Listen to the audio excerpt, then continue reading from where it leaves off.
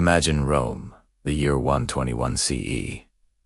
Not the Rome of grand battles or political intrigue you might picture, but a city breathing with life. The air is filled with the distant chatter of the Forum Boreum, the clatter of chariot wheels on cobblestone, and the aroma of baking bread wafting from a local pastry. This is the world into which one of history's most profound thinkers was born. On April 26th, a boy named Marcus Aurelius Verus entered this bustling metropolis, a child who would one day be known to the world as Marcus Aurelius. He wasn't born in a palace, but in a comfortable villa on the Caelian Hill, one of the famous 7 hills of Rome.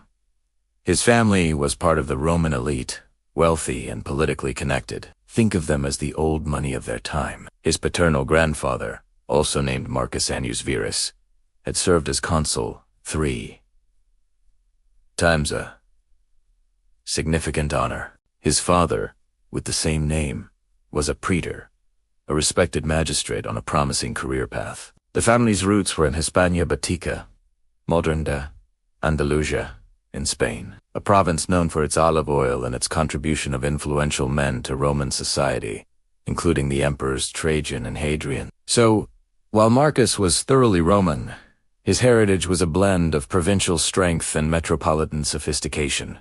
But tragedy struck early. When Marcus was just a young boy, around the age of 3, his father died. A moment that could have sent a child's life spiraling into uncertainty was instead met with incredible fortitude and love. The responsibility for his upbringing fell primarily to his mother, Domitia Lucia. Lucilla was a remarkable woman in her own right, inheriting a vast fortune, including a successful brick and tile business.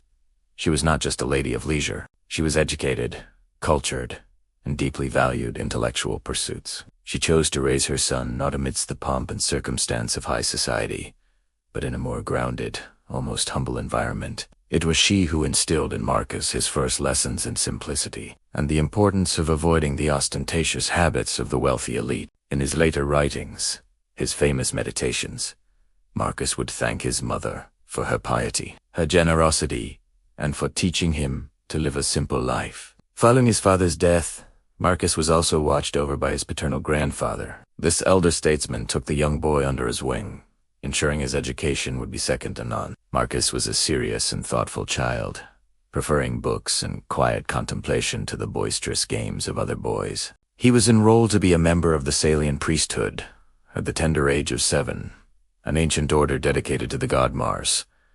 This involved complex rituals, chances, and dances. For a young boy, this was a serious responsibility, and it speaks volumes about the early maturity and dedication that others saw in him. He took these duties seriously, mastering the intricate rites with a focus that was unusual for his age. This early training in discipline and tradition would lay a crucial foundation for the Stoic principles he would later embrace. His education was a testament to his family's status and their belief in his potential.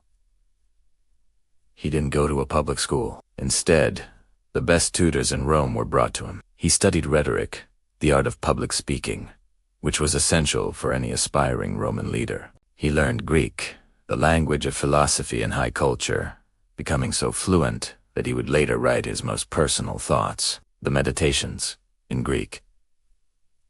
His tutors were not just teachers.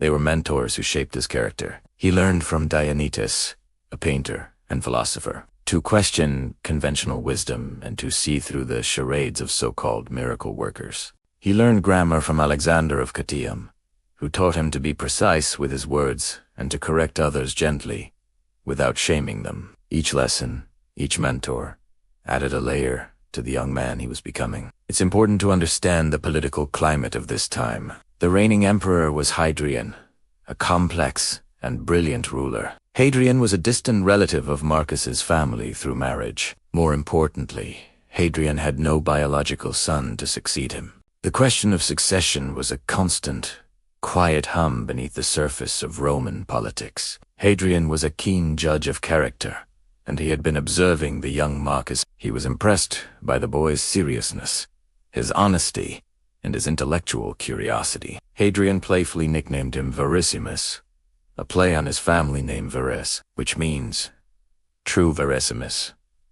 means the most true or the truest one. It was a sign of great affection and respect. This was not just a nickname, it was a prophecy. In 136 CE, when Marcus was about 15, Hadrian's health began to fail, and the succession crisis came to a head. Hadrian first adopted a man named Lucius Cianius Commodus, who then became Lucius Aurelius Caesar. As part of this arrangement, Agellius was required to adopt the young Marcus. The plan was clear.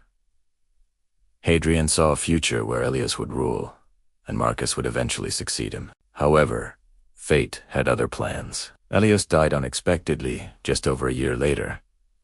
On the first day of 138 CE, the line of succession was broken once again. Scrambling to secure the future of the empire, the ailing Hadrian had to make a new choice. He turned to the respected senator Antoninus Pius. But Hadrian's plan was a long-term one. He made Antoninus adopt 2 sons, our young Marcus, now 17, and Lucius Verus, the son of the deceased Eli. In an instant, Marcus's life was irrevocably changed. He was no longer just a promising young nobleman. He was now Marcus Aurelius Verus Caesar, heir apparent, alongside his adoptive brother, to the most powerful man in the world. His quiet, scholarly life was over. He moved from his mother's home to the private residence of the emperor. The soft hum of the city he knew as a child was about to be replaced by the immense, complex, and often dangerous machinery of the Roman Empire. The boy who loved books was now on a direct path to the throne. His quiet beginning was at an end, and the stage was set for him to become the Philosopher-King. This transition was not just a change of address.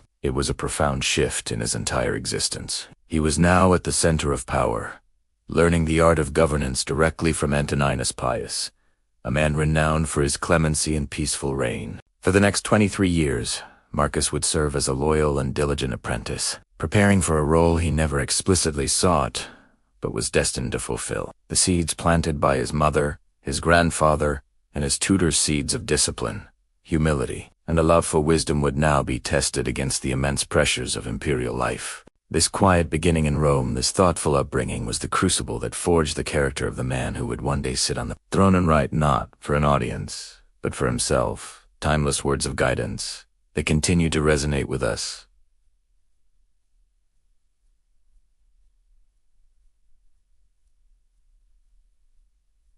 This kind of one was later. Thank you so much for joining me on this journey back in time. If you enjoyed this glimpse into the early life of Marcus Aurelius, please hit that like button and subscribe to the channel for more stories from history. Don't forget to ring the bell so you won't miss our next chapter, where we'll explore his time under Antoninus Pius and his transformation into a true Stoic. See you next time. Welcome back to our journey through the life of Marcus Aurelius. In our last chapter, we met a young boy, noble by birth, but still far from the imperial purple. Today, we witness the quiet, almost bureaucratic turn of events that would set him on the path to becoming one of history's most revered emperors. It all begins not with a grand battle or a dramatic speech, but with a decision made by a dying emperor. Hadrian, in the year 138 AD, Emperor Hadrian was nearing the end of his life. His health was failing, and the Roman Empire, a vast and complex entity, needed a steady hand to guide it. Hadrian's first choice for a successor, Lucius Aurelius Caesar, had unexpectedly died. Now, with time running out, Hadrian had to choose again. His gaze fell upon a respected, middle-aged senator named Titus Aurelius Fuvus Boionius Arios. Antoninus, we know him better as Antoninus Pius.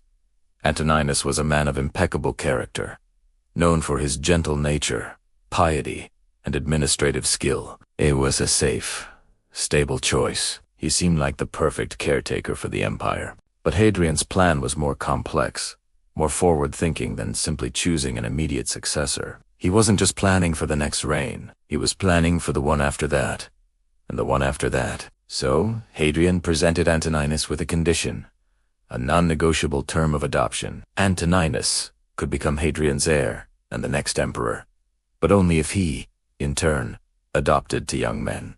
The first was the son of Hadrian's original choice, a young boy named Lucius Verus.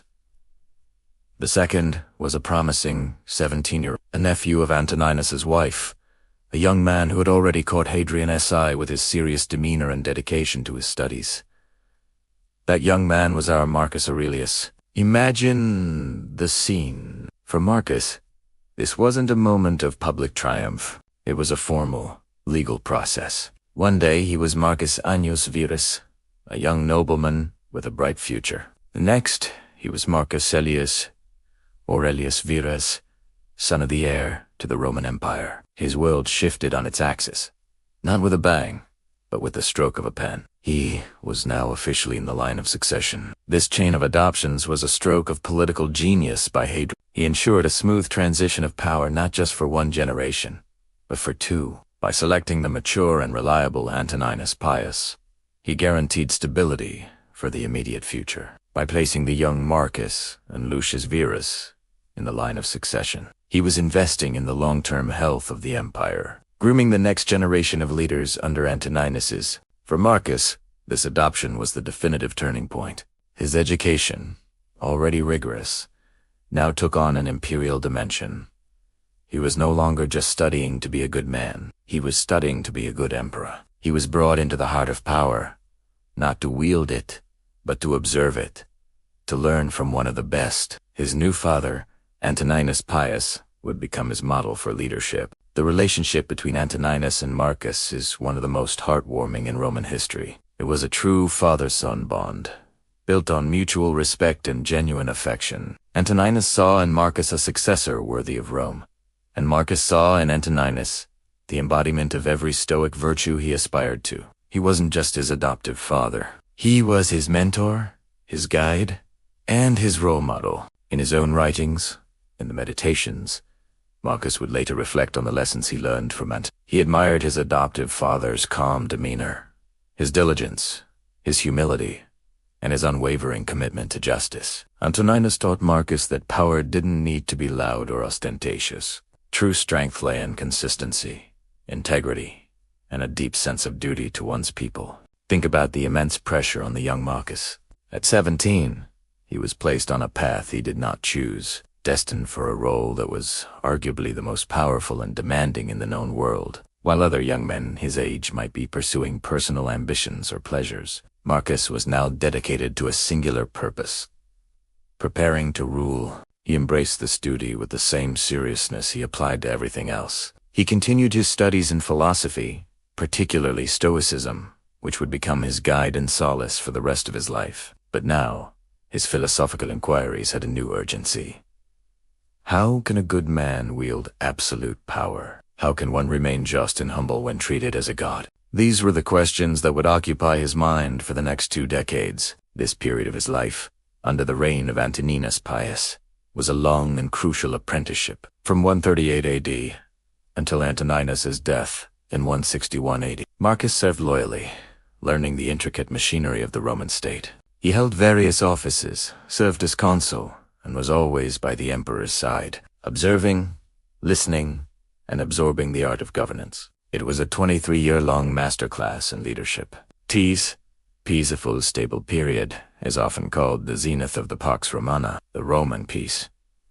And Marcus was at its center, being carefully molded into the leader the empire would desperately need. The storms were gathering on the frontiers, and the challenges ahead would be immense. But thanks to Hadrian's foresight and Antoninus's patient mentorship, Rome would have an emperor uniquely prepared to face them. And so, the quiet boy who loved philosophy was now the heir to the most powerful empire on earth.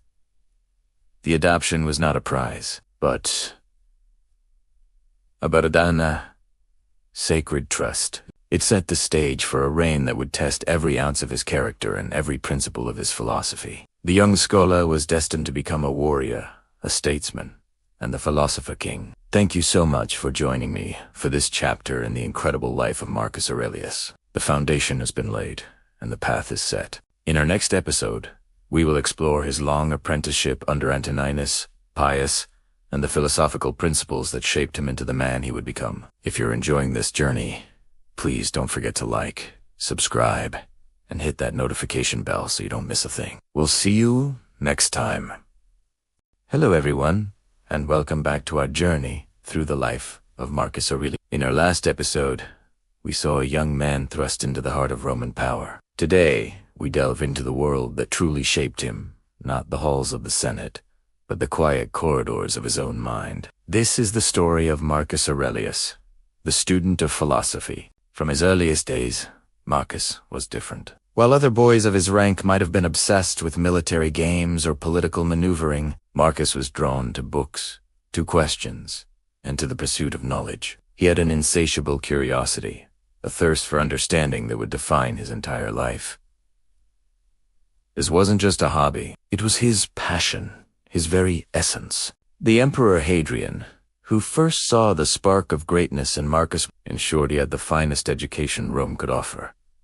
And what an education it was. He wasn't just sent to a single school. He was surrounded by a dream team of the greatest thinkers of his time. Imagine having a personal tutor for every subject, each one a master in their field. There was Alexander of Cotium, a brilliant grammarian, who taught Marcus the beauty and precision of language, instilling in him a love for clear, honest expression. He learned rhetoric, the art of public speaking, from masters like Herodotus Atticus and Marcus Cornelius Fronto. The letters between Marcus and Fronto are incredibly touching. They revealed a deep, affectionate bond, more like a father and son than a teacher and student. Fronto taught him how to craft powerful speeches, but more importantly, they shared a love for literature and the art of communication. But while he excelled in rhetoric and grammar, Marcus's heart was being pulled in a different direction. He was growing weary of the elaborate wordplay and persuasive tricks of rhetoric. He craved something more substantial,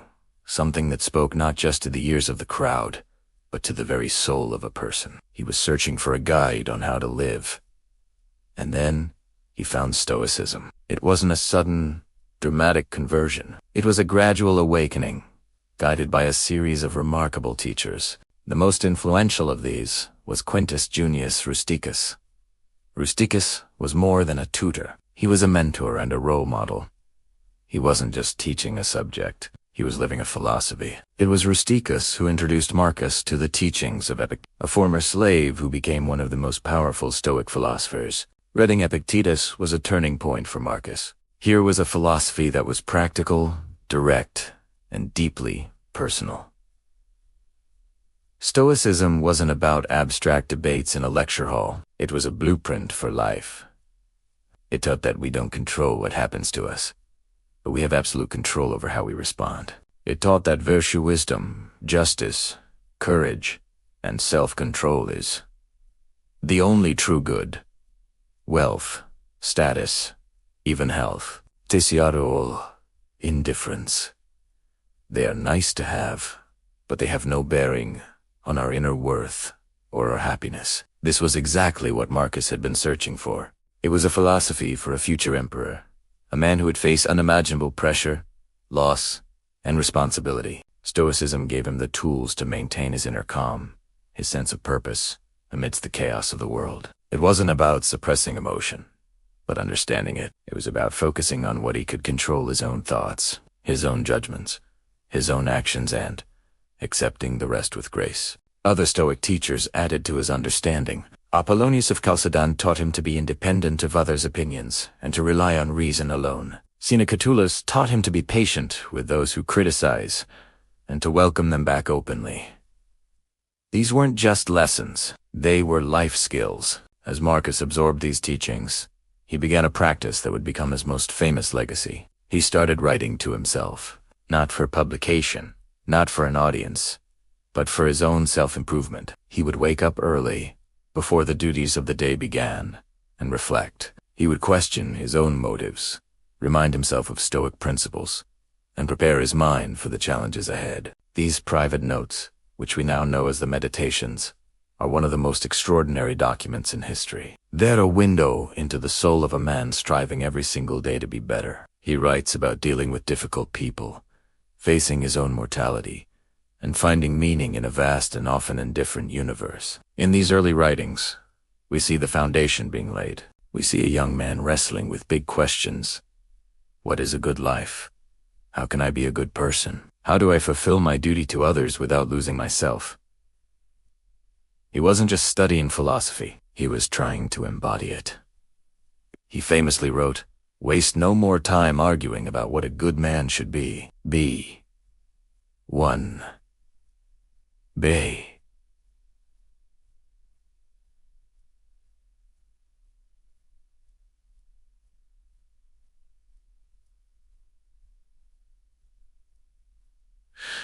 Be one. He chose to wear the rough philosopher's cloak, and even slept on a hard plank bed, much to his mother's concern. This wasn't for show. It was a physical commitment to his principles, a way of training himself to endure hardship and to reject the empty comforts of luxury that surrounded him. So, as we picture the young Marcus Aurelius, let's not just see a future emperor. Let's see a dedicated student poring over texts by candlelight, engaging in deep conversation with his teachers, and quietly writing down the thoughts that would guide his life. He was forging an inner citadel, a fortress of the mind built on the pillars of wisdom and virtue. It was this philosophical training, this deep and abiding love of learning, that would prepare him for the immense burdens of the throne and transform him into the Philosopher-King we remember today. Thank you so much for joining me on this exploration. If you enjoyed this video, please give it a like and subscribe to the channel for more journeys into the lives of history.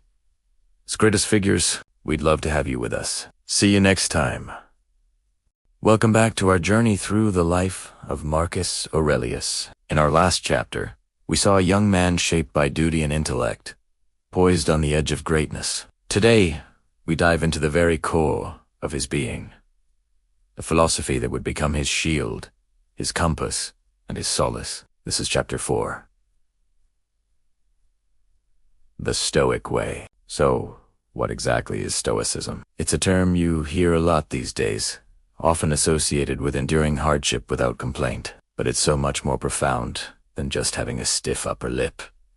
For the ancient Greeks and Romans, Stoicism was a practical philosophy for living a good life. A life of virtue, tranquility, and meaning, regardless of your external circumstances. Imagine you're caught in a sudden downpour. You can't stop the rain. You can get angry, shake your fist at the sky, and lament your bad luck. Or you can accept that it's raining, find shelter, and perhaps even enjoy the sound of the storm. The rain is external. Your reaction is internal. That, in a nutshell, is the fundamental insight of Stoicism. It teaches us to distinguish between what we can control and what we cannot. Our judgments, our opinions, our actions, our desires, these are within our power. Everything else, our health, our wealth, the actions of others, the weather is not. The Stoics believed the universe is a rational, ordered whole, guided by a divine reason they called the logos, or nature.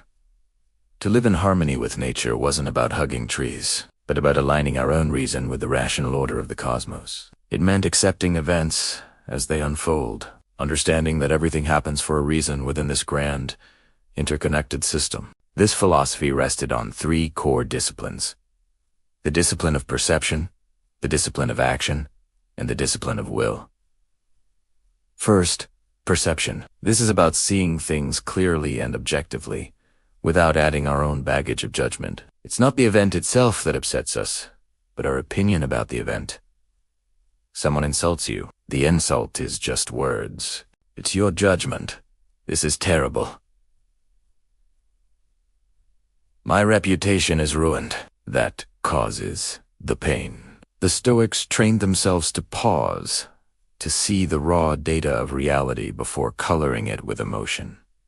Second, the discipline of action. This concerns how we behave in the world. For the Stoics, our primary duty was to act virtuously.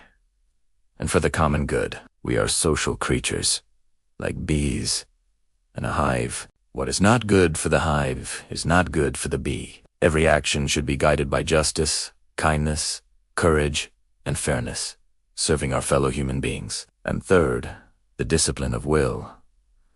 This is about our attitude toward things we cannot control. It's the practice of acceptance, of embracing our fate, or amor fati, the love of fate. It's not a passive resignation, but an active, joyful acceptance of reality, recognizing that even challenges and setbacks are part of the larger, rational order of the universe and offer opportunities for growth. These weren't just abstract ideas for Marcus Aurelius. They were the very tools he used to navigate his life. From a young age, he was introduced to these teachings by some of the greatest minds of his time. Men like Junius Rusticus, who gave him a copy of the Discourses of Epictetus, a former slave who became one of the most influential Stoic philosophers. Imagine young Marcus, surrounded by the opulence and intrigue of the imperial court, a world of immense pressure and temptation. While others might have been lost to luxury or power games, Marcus found an anchor in Stoicism. He began a practice that would define his legacy. Writing to himself, even as a youth, in moments of solitude, he would retreat into his own mind. He would take these grand philosophical principles and break them down, applying them to his own daily struggles, his fears, and his responsibilities. He wasn't writing for an audience. He was practicing, he was coaching himself. These private journals, which we now know as the Meditations, were his personal training ground. In them, we see a young man wrestling with his own character. He reminds himself to be patient with difficult people, to wake up each morning with a sense of purpose, to face his duties without complaint. He would analyze his own thoughts, questioning his first impressions and stripping away his anxieties. He would write things like, "The object of life is not to be on the side of the majority, but to escape finding oneself in the ranks of the insane." This was his way of internalizing the discipline of perception. He constantly reminded himself of his role in the human community, to act with kindness and justice. He saw his position not as a privilege, but as a profound responsibility to serve others. This was the discipline of action at work, and when faced with loss, betrayal, or the sheer weight of his future role as emperor, he would turn to the discipline of will. He would contemplate the impermanence of all things, how empires rise and fall, how even the greatest names are forgotten. This perspective didn't make him nihilistic. It made him humble. It freed him from the fear of death and the anxiety of reputation, allowing him to focus on the only thing that truly mattered, living virtuously in the present moment. So, as we see Marcus transitioning from student to leader, we understand that he is not just armed with political knowledge or military strategy. He is armed with a philosophy, a psychological operating system that allows him to maintain his inner calm, his citadel, amidst the chaos of the world. The boy who was chosen to rule was actively choosing how he would rule himself first. The principles of self-control, logic, and harmony with nature weren't just lessons. They were becoming the very fabric of his soul. The stage is now set. Marcus is no longer just a promising youth. He is a philosopher in training, preparing for a destiny he did not seek, but would not refuse. How will this inner Stoic fortress hold up against the trials of love, war, and absolute power? We'll explore that in our next chapter. Thank you so much for joining me on this deep dive. If you're finding value in this journey, please consider liking this video and subscribing to the channel. It really helps us continue to create this content for you. We'll see you in the next chapter. Hello everyone, and welcome back to our journey through the life of Marcus Aurelius. If you're new here, we're exploring the man behind the Stoic philosophy, the last of the 5 good emperors. Today, we're stepping into a remarkable period of peace and prosperity, the reign of Antoninus. This is the world that shaped the young Marcus, preparing him for the immense responsibility that lay ahead. Imagine the Roman Empire, not as a place of constant conflict, but as a vast, stable, and thriving civilization. This was the Pax Romana at its absolute zenith. Under the steady hand of Antoninus Pius, the empire experienced a golden age. There were no major wars. The economy was flourishing, and citizens enjoyed a level of security that was unparalleled. This calm before the storm was the backdrop for Marcus Aurelius's formative years. It was an era so peaceful that historians sometimes struggled to find dramatic events to write about. A testament, Antoninus' effective and gentle rule.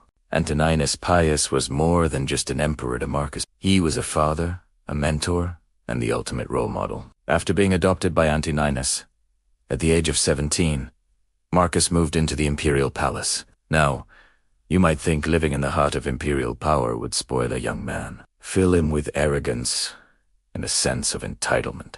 But this is where the character of both Antoninus and Marcus truly shines. The imperial court under Antoninus was not a place of decadence and intrigue. Instead, he cultivated an atmosphere of duty, humility, and public service. He was a man known for his kindness, his patience, and his unwavering integrity. He managed the empire's finances so well that he left the treasury with a massive surplus, all without raising taxes. He was respectful to the Senate, accessible to his people, and lived a life of moderation.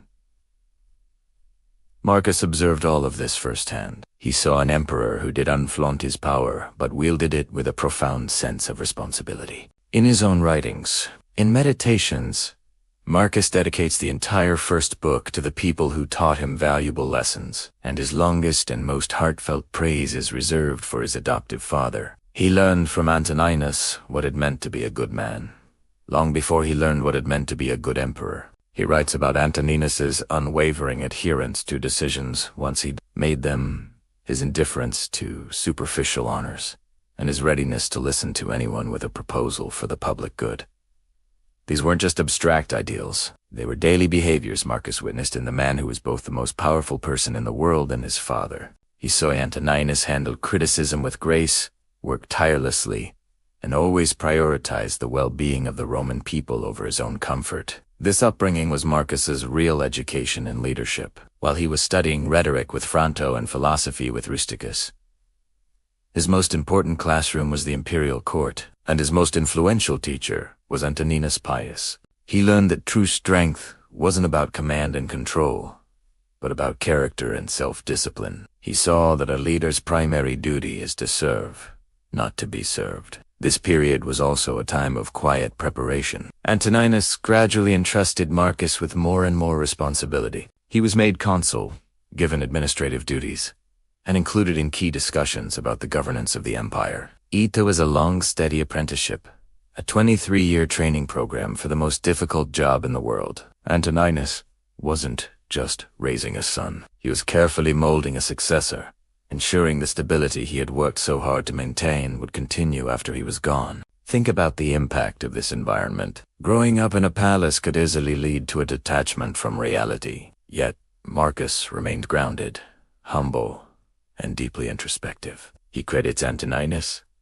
with teaching him to live a life free from the pomp and ceremony that often surrounds royalty. He learned to live like a common citizen within the walls of a palace, a remarkable feat of character. This deep bond of respect and affection between them is one of the most touching aspects of Roman history. There was no rivalry, no power struggle. It was a relationship built on mutual admiration and a shared commitment to the good of the empire. When Antoninus was on his deathbed, he famously gave the watchword for the palace guard as equanimity, a perfect summary of his reign and a final piece of advice for his successor. He then passed the small golden statue of Fortune, a symbol of imperial power, from his room to Marcus, signifying the peaceful transfer of power. The lessons Marcus learned from Antoninus Pius were the bedrock of his own rule. The humility, the sense of duty, the patience, and the tireless work ethic, all of these were qualities he saw embodied in his father. This peaceful upbringing didn't make him soft. It fortified his character. He gave him the inner strength he would desperately need to face the plagues, invasions, and constant warfare that would define his own time as emperor. The life of Marcus Aurelius is a story of how character is forged. The calm, stable years under Antoninus Pius were just as crucial as the turbulent years of his own reign. It was in this period of peace that he built the philosophical and moral foundation that would allow him to become Marcus Aurelius, the Philosopher-King we still admire 2,000 years later. Thank you so much for joining me today to explore this wonderful period of Roman history. It's a powerful reminder that the quiet moments of preparation are often what define us. If you enjoyed this video and want to continue our journey, please hit that like button, subscribe to the channel, and ring the bell so you don't miss the next chapter. We'd love to have you with us. See you next time. In the grand theater of Roman history, amidst the clash of swords and the clamor of politics, there exists a story of quiet, enduring love. This is the story of Marcus Aurelius, the philosopher-emperor, and his wife, Faustina the Younger. Theirs was a relationship that defied the typical political alliances of the era. blossoming into a partnership of genuine affection and mutual respect. When they married in 145 AD, Marcus was a promising young man, handpicked for future rule. Faustina was the daughter of the reigning emperor Antoninus Pius. On the surface, it was a perfect political match, but beneath the imperial purple, something more profound was taking root. Marcus, in his private writings, his meditations, speaks of Faustina with a tenderness that is both surprising and deeply moving. He thanks the gods for giving him a wife so obedient, so affectionate, and so simple. Think about that for a moment. In a world of arranged marriages and power plays, Marcus valued his wife's simplicity and her loving nature above all else. He saw past her imperial title and loved the woman herself. He admired her for her loyalty and for being a true partner in his life, not just a consort. This wasn't a relationship for public display. It was a private sanctuary. Their union was blessed and tested by the birth of many children, at least 13 are known to us. This was a household teeming with life, a stark contrast to the often sterile and childless courts of other emperors. Imagine the imperial palace, not as a cold stone fortress, but as a home filled with the laughter and cries of children. Marcus and Faustina created a family, a real family within the unforgiving walls of power. Marcus adored his children. We have letters where he writes about them with fatherly pride and concern. He fretted over their illnesses, celebrated their small triumphs, and clearly cherished the moments he could snatch away from his imperial duties to be with them.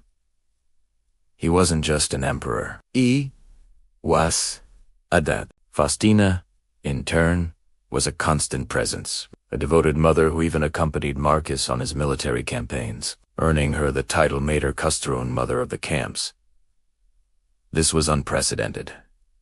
She wasn't content to wait in Rome. She stood by her husband's side, a symbol of stability and family for the legions. But their family life was not without profound sorrow. The ancient world was a brutal place, and child mortality was tragically high, even for an emperor. One by one, many of their children were lost. We can only imagine the shared grief that bound Marcus and Faustina together. Their firstborn son, Domitia Faustina, and Titus Aurelius Antoninus, died as infants. Later, their beloved twins, Commodus and Antoninus, brought joy.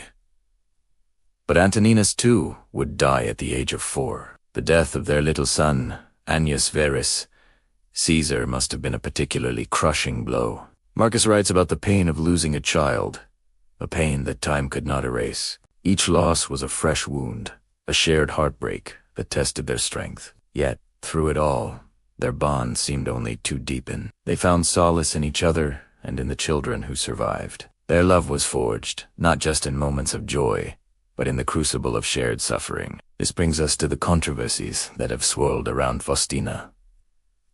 For centuries, later historians, often writing with a political agenda, painted her as unfaithful and promiscuous. They whispered rumors of affairs, attempting to tarnish her name and, by extension, Marcus's.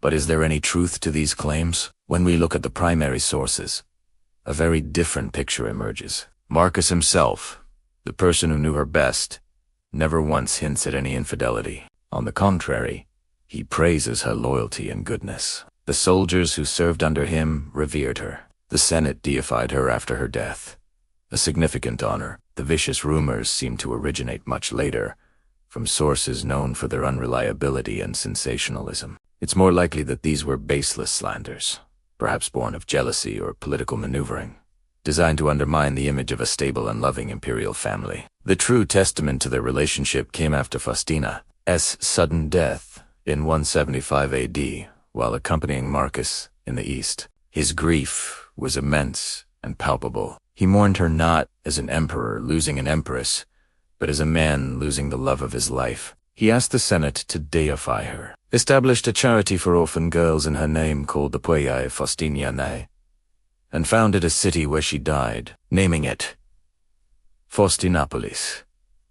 He even kept a golden statue of her in his bedroom, which he would kiss before his daily prayers. In his meditations, written in the lonely years after her passing, he reflects on her death, not with bitterness, but with a stoic acceptance that is nonetheless tinged with a deep and abiding sadness. He thanks the gods for the time they had together. Their love story wasn't a grand, dramatic epic. It was a quiet poem written in the margins of history. It was a story of two people who found in each other a partner, a friend, and a safe harbor from the storms of imperial life. The story of Marcus and Faustina reminds us that even the most powerful figures in history are, at their core, human. They love, they grieve, they build families, and they seek comfort in the arms of those they hold dear. Their relationship stands as a beautiful, gentle counter-narrative to the violence and political intrigue of their time.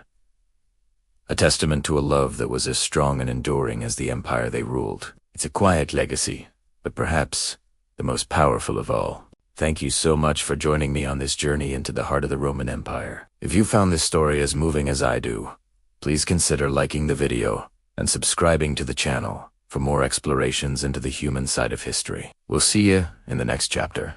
Welcome back to our journey through the life of Marcus Aurelius. In our last chapter, we saw a young man shaped by philosophy and duty, preparing for a destiny he never truly sought. Today, in Chapter 7, we explore the moment that destiny arrives, the burden of the purple. The year is 161 CE. A profound sadness falls over Rome as the long, peaceful reign of Antoninus Pius comes to an end. For 23 years, the empire had known stability and prosperity under his gentle hand. Now, at the age of 40, Marcus Aurelius, the man Antoninus had groomed for this very moment, stands at the precipice of absolute power. The purple toga, the symbol of the emperor, is now his to wear. But did he want it? All evidence suggests he did not. Imagine spending your entire adult life immersed in the quiet contemplation of Stoicism, studying the nature of the cosmos, the soul, and how to live a virtuous life, only to be thrust into the most demanding high-stakes job on the planet. For Marcus, this wasn't a prize to be won. It was a profound, almost crushing burden. His personal writings, the meditations, are filled with reminders to himself to endure his duties, to serve the common good, and to bear the weight of his office without complaint. He would have preferred the simple life of a scholar, a philosopher, a private citizen. But duty, that great Stoic principle, called the will of the gods, the needs of the Roman people, and the legacy of his adoptive father, all demanded he step forward. It was a classic conflict. The philosopher versus the king, the inner world of thought versus the outer world of action. So, Marcus accepts. The Senate, with one voice, proclaims him Augustus. But then, he does something absolutely unprecedented, something that speaks volumes about his character. He refuses to accept the power alone. He immediately insists that his adoptive brother, Lucius Verus, be made his equal, a co-emperor with the same titles and authority. Why? Why would someone at the pinnacle of power willingly choose to share it? This wasn't a sign of weakness. It was a masterstroke of wisdom and humility. Marcus knew his own strengths and weaknesses. He was a thinker, a diplomat, an administrator. Lucius Verus, on the other hand, was younger, more energetic, and possessed a military charisma that Marcus perhaps felt he lacked. The empire was vast, facing threats on multiple fronts. From the Parthians in the east to the Germanic tribes on the Danube, the challenges were too great for one man to handle alone. Marcus recognized that 2 heads and 2 pairs of hands were better than one. This decision was also an incredible act of personal humility. History is littered with tales of brothers and co-rulers turning on each other, consumed by jealousy and ambition. But Marcus saw Verus not as a rival, but as a partner. He understood that the well-being of the empire, the res publica, or the public thing, was far more important than his own ego or singular glory. He put the needs of the state above the allure of absolute, solitary rule. He trusted his brother, demonstrating a faith in another person that is rare among the powerful. Think about the message this sent. At the very moment he could have claimed everything for himself, Marcus chose partnership. He signaled that his reign would not be one of autocracy, but of cooperation and shared responsibility. This wasn't just a political calculation. It was philosophy in action. The Stoics taught the importance of the community, the interconnectedness of all people. By elevating Lucius Verus, Marcus was living his philosophy on the grandest stage imaginable. He was showing the world that leadership is about service, not domination. The Roman people now had two emperors, an arrangement not seen since the mythical founding of the city by Romulus and Remus. It was a bold experiment. One emperor, Marcus, would largely remain in Rome, the Stoic anchor managing the vast administration of the empire. The other, Lucius, would soon be called upon to lead the legions in the field, becoming the sword of Rome where needed. This division of labor was practical and intelligent. It allowed the empire to project power and maintain stability simultaneously, while Marcus could focus on law, finance, and the welfare of the citizens in the heart of the empire. Lucius could confront external threats without leaving the capital defenseless or without a leader. It was a system built on mutual respect and a shared understanding of duty. So, as Marcus Aurelius dons the imperial purple, he doesn't grasp it tightly. He holds it with a light touch, immediately offering to share its weight. He sees it not as a privilege, but as a heavy cloak of responsibility. His reluctance wasn't born of fear, but of a deep understanding of what the job would cost him personally. His decision to rule with Verus wasn't a compromise, but a profound expression of his core beliefs: humility, duty, and the supremacy of the common good over personal ambition. The philosopher had become emperor, but he had not ceased to be a philosopher. In his very first act, he laid the foundation for a reign that would be defined by this constant tension between the man he was and the role he had to play. The peaceful days were over. The burdens of a vast and troubled empire were now his to bear. And as we will see in our next chapter, those troubles would not wait long to test the resolve of these two new emperors. The storm clouds were already gathering on the eastern horizon. Thank you so much for watching. If you're refinding this journey into the mind and times of Marcus Aurelius as fascinating as I am, please consider hitting that like button and subscribing to the channel. It really helps us continue to create this content for you. Join us next time as the call to war sends one of our emperors to the far-flung borders of the empire. We'll see you then. Welcome back to our journey through Roman history. Today, we re-dive into one of the most unique political experiments in the empire. Long story. The reign of the twin emperors. Imagine this. After centuries of single, all-powerful rulers, Rome suddenly has two, not rivals, but partners. This wasn't a civil war. It was a plan. And at the heart of it were two men, brothers by adoption, bound by destiny, Marcus Aurelius and Lucius Verus. This unprecedented arrangement began in 161 AD. Upon the death of Emperor Antoninus Pius, everyone expected Marcus Aurelius, his chosen successor, to take the throne alone. Marcus was the consummate philosopher, a man of deep thought, discipline, and Stoic principles. He was groomed for rule, known for his wisdom and quiet strength. But in a move that shocked the Senate and the people, Marcus insisted that his adoptive brother, Lucius Verus, be made his co-emperor, with equal titles and powers. Why would he do this? Was it a stroke of political genius or a reckless gamble? Marcus saw the empire was too vast, its problems too complex for one man to handle alone. He knew his own strengths lay in administration and philosophy, but the frontiers were restless. He needed a partner, a man of action he could trust implicitly. And that man was Lucius Verus. Lucius was, in many ways, Marcus's opposite. Where Marcus was introspective and reserved, Lucius was charismatic, outgoing, and enjoyed the finer things in life. He was a man more comfortable in a military camp than a library, more at home with soldiers than with senators. Critics saw him as a playboy, perhaps even a liability. But Marcus saw something else: a capable military mind and an unwavering loyalty. He saw a partner who could complement his own skills perfectly, and the test of this partnership came almost immediately. Far to the east, the Parthian Empire, Rome's age-old rival, launched a massive invasion, overrunning Roman territories in Armenia and Syria. The situation was critical. A swift and decisive military response was needed. This was not a task for a philosopher. It was a job for a soldier. While Marcus remained in Rome to manage the state, Lucius Verus was dispatched to the east, given supreme command of the legions. This was the ultimate test. Would Lucius, away from the watchful eye of his brother, prove to be the flamboyant dilettante his detractors claimed? Or would he rise to the occasion? For several years, Lucius commanded the Roman war effort, while his top generals, like the brilliant Avidius Cassius, conducted the main campaigns on the front lines.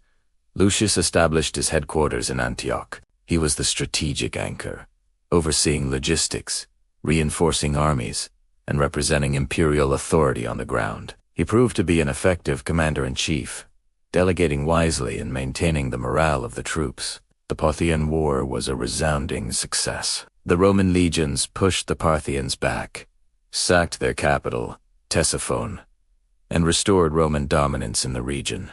In 166 AD, Lucius returned to Rome, a conquering hero. He and Marcus celebrated a joint triumph, a spectacular parade showcasing their shared victory. It was a powerful symbol to the world. Rome was led by two men, working in perfect harmony. One had kept the home front stable, the other had secured the borders. The philosopher and the soldier, united in purpose, but their triumph was short-lived. The returning soldiers brought with them something far more deadly than Parthian spears, a devastating plague, known as the Antonine Plague. It swept through the empire, decimating the population. Estimates suggest it may have killed millions, weakening the army and crippling the economy. It was a crisis on an unimaginable scale. Marcus and Lucius faced it together, passing laws to maintain public order, selling off imperial treasures to fund relief efforts, and trying to manage the widespread panic and grief. As if the plague weren't enough, new threats emerged on the northern frontier. Germanic tribes, including the Marcomanni and the Quadi, crossed the Danube River, pouring into Roman territory and even threatening Italy itself. The empire was now fighting on two fronts, against a plague from within and invaders from without. In 168 AD, both emperors marched north together to confront the Germanic threat. It was a powerful statement of unity, the two Augusti leading their legions. Cibus. They established their headquarters and began the difficult task of pushing the tribes back across the Danube. This was the beginning of the long and brutal Marcomannic Wars, a conflict that would consume the rest of Marcus Aurelius's reign. But the partnership of the twin emperors was about to come to a tragic and abrupt end. In early 169 AD, as they were returning to Rome for the winter, Lucius Verus suddenly fell ill. He died within days, likely from a stroke. He was only 38 years old. Marcus was devastated. He had lost not just his co-emperor, but his brother. He escorted Lucius's body back to Rome, gave him a grand state funeral, and had him deified by the Senate. Now, Marcus Aurelius was alone. The grand experiment in dual rule was over. For the next 11 years, he would face the relentless wars on the frontier, the lingering effects of the plague, and the immense pressures of sole rulership. It was during these lonely, difficult years on campaign that he wrote his famous Meditations, the private philosophical journal that reveals the soul of a man grappling with duty, loss, and the search for meaning in a chaotic world. The reign of Marcus Aurelius and Lucius Verus stands as a remarkable chapter in Roman history. It showed that power could be shared, that two men with different temperaments could rule as one. Their partnership, a blend of philosophy and military might, guided Rome through invasion and plague. It was a brief but shining example of unity in a time of profound uncertainty, a testament to the trust and vision of the last of the 5 good emperors and his soldier brother. Thank you so much for watching. If you found the story of the twin emperors fascinating, please hit that like button and subscribe for more deep dives into history. Let us know in the comments what you think of this unique Roman partnership. We'll see you in the next video. While Rome basked in the glow of its 2 emperors, a storm was gathering on the distant eastern frontier. The kingdom of Armenia, a crucial buffer state between Rome and the formidable Parthian Empire, had been invaded. The Roman governor was defeated, his legion annihilated. The honor of the empire and the stability of the East were at stake. A response was needed, swift and decisive. The Senate, looking to its new leaders, decided that one of the emperors must go to the front. But who? Marcus, the philosopher, the steady hand on the tiller of state, or Lucius, the vibrant, energetic, junior emperor? The choice fell upon Lucius Verus. He was younger, seemingly more suited to the rigors of a military campaign. Marcus would remain in Rome, the anchor of the empire, managing the vast and complex machinery of government. So, in the year 162, Lucius Verus set out for the east.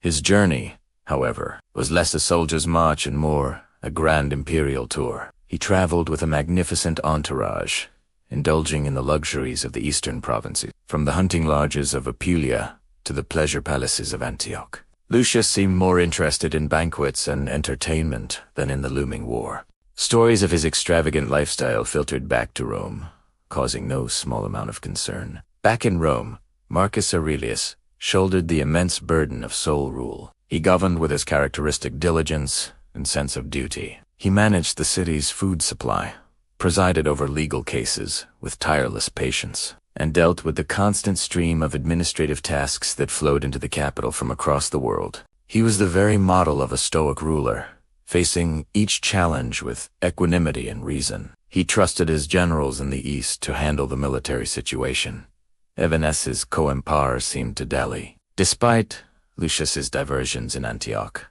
the war itself was being prosecuted with vigor by Rome's brilliant commanders. The most notable of these was Gaius Avidius Cassius, a stern and disciplined Syrian general. Under his leadership, the Roman legions began to turn the tide. They retook Armenia, installing a Roman-friendly king on its throne. The war was far from over, but the initial disaster had been avenged. From the safety of his headquarters, Lucius claimed the victory as his own. He and Marcus were awarded the title Armeniacus, the conqueror of Armenia. But the real fighting had just begun. The Roman war machine, now in full motion, pushed deeper into Parthian territory. Avidius Cassius led the legions across the Euphrates River, marching into the heart of Mesopotamia. The Roman advance was relentless. They stormed and captured Seleucia, one of the great cities of the east.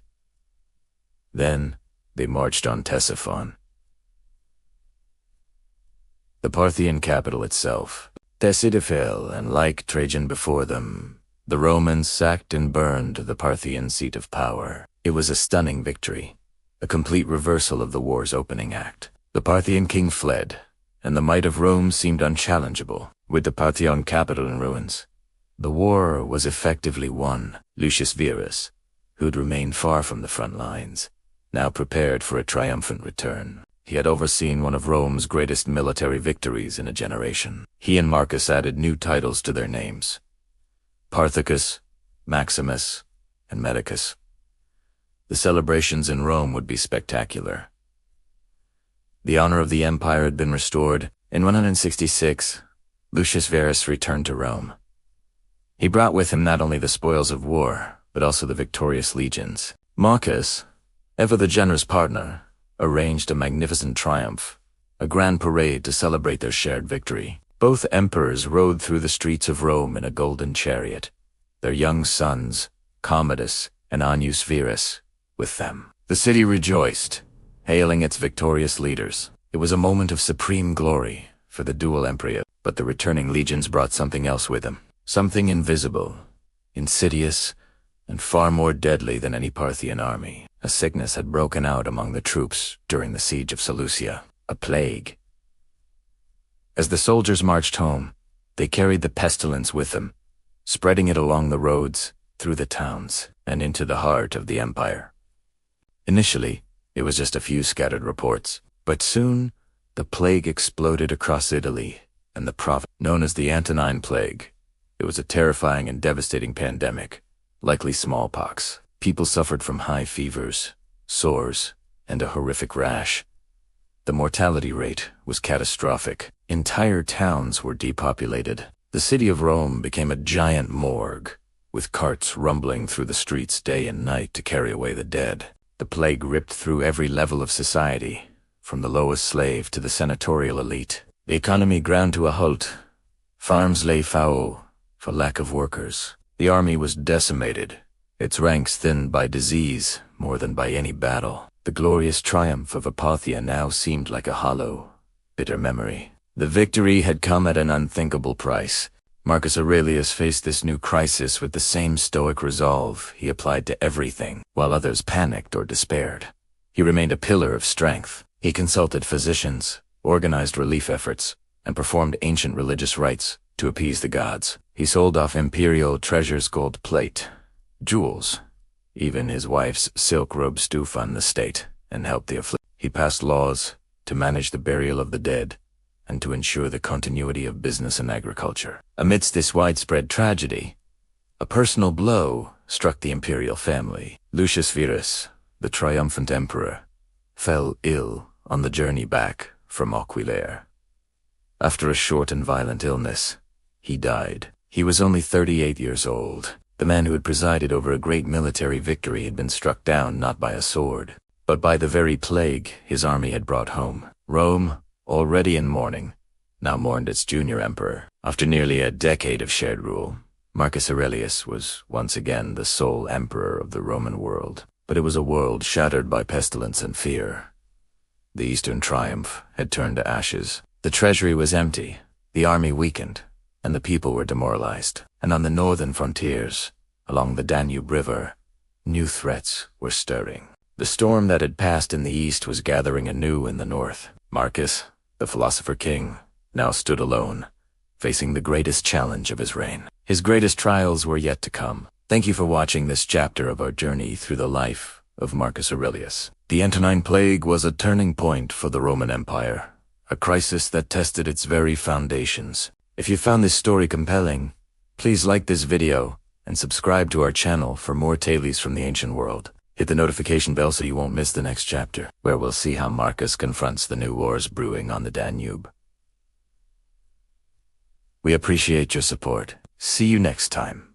Imagine a golden age suddenly plunged into darkness. This isn't a fantasy epic. It's the stark reality of the Roman Empire in the 2nd century AD. Welcome back to our journey through the life of Marcus Aurelius. Today, we confront one of history's most devastating pandemics, the Antonine Plague. In the year 165 AD, as Roman legions returned triumphantly from their campaigns in the east, they brought with them an unseen, terrifying enemy. A mysterious disease, now believed to have been a virulent strain of smallpox or measles, began to tear through the empire. It started in the port cities, a feverish, blistering horror that spread like wildfire along the trade routes and military roads that were the very veins of Roman power. This was a plague of unprecedented scale. It didn't discriminate. It struck down the rich and the poor, the soldier and the senator, the young and the old. At its peak, it was said to claim up to 2,000 lives a day in the city of Rome alone. The historian Cassius Dio, an eyewitness, described the scene with chilling detail.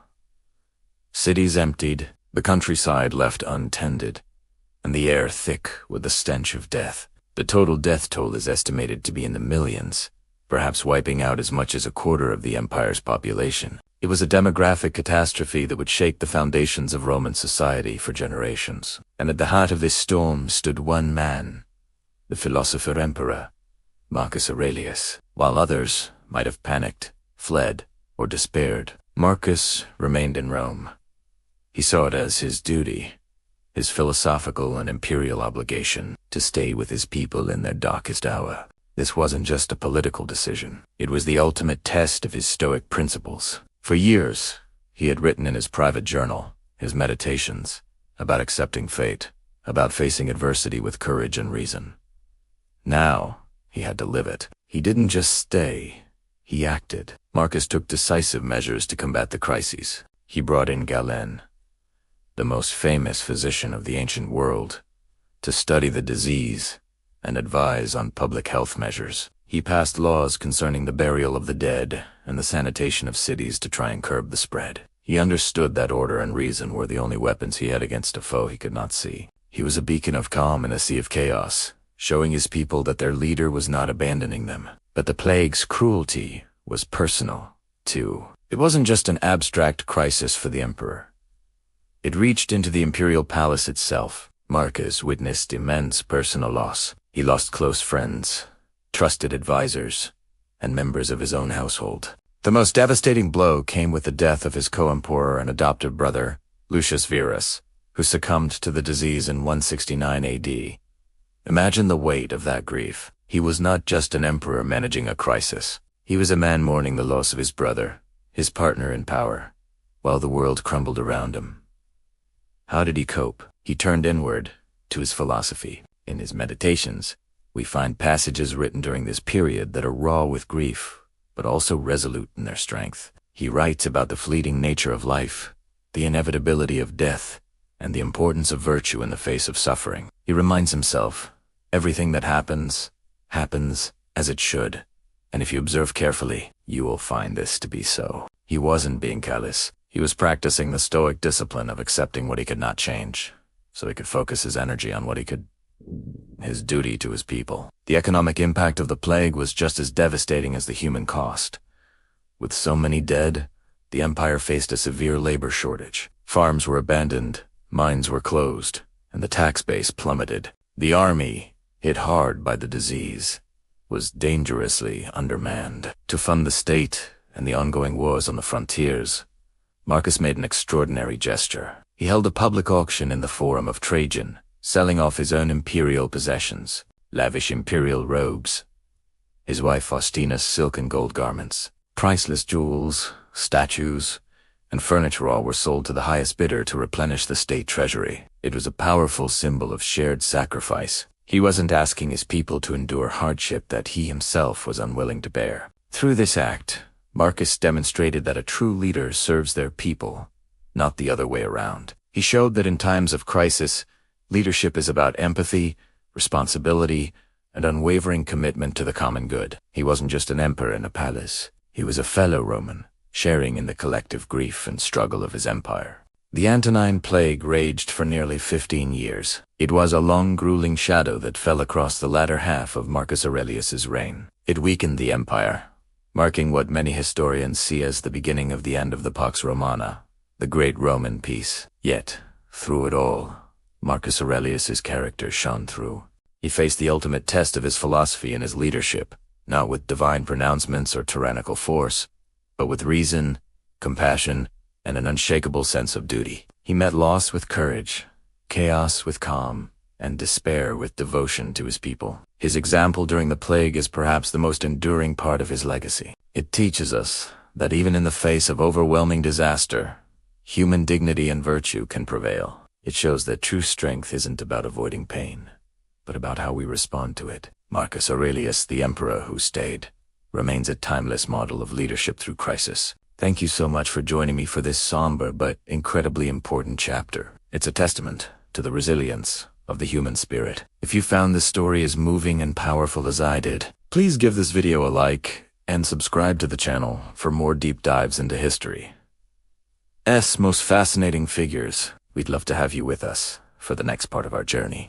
Hello everyone, and welcome back to our journey through the life of Marcus Aurelius. Today, we arrive at chapter 11, a pivotal moment where the philosopher must become a warrior. This is the philosopher at war. Imagine this. The year is 166 AD. For years, the Roman Empire has enjoyed relative peace under Marcus's thoughtful rule. He's been able to focus on justice, philosophy, and the welfare of his people. But on the distant northern frontier, a storm is gathering. Germanic tribes, including the Marcomanni and the Quadi, amassing along the Danube River. Pushed by pressures from other migrating peoples and sensing a moment of Roman vulnerability after the Parthian War and the devastating Antonine Plague, they make a fateful decision. They cross the river, pouring into Roman territory, burning villages, and threatening the very heart of the empire. The news hits Rome like a thunderclap. This isn't a minor border skirmish. It's a full-scale invasion. The man who once wrote about the tranquility of the soul is now faced with the brutal reality of war. There is no one else. The responsibility falls squarely on his shoulders. Marcus Aurelius, the philosopher, must now don the armor of a commander-in-chief and lead his legions to the front. This transition is one of the most fascinating aspects of his life. Can a man dedicated to reason and inner peace lead a bloody, protracted war? Many in Rome must have wondered. Some may have doubted his capabilities, seeing him as more of a scholar than a soldier. But Marcus understood his duty. The Stoic concept of asterisk, amor fati, asterisk, the love of one's fate, wasn't just an abstract idea for him anymore. This was his fate. The safety of millions depended on him embracing this new, violent role. So, He leaves the comfort of Rome, the intellectual debates, and his quiet study, and travels to the harsh, cold military camps along the Danube.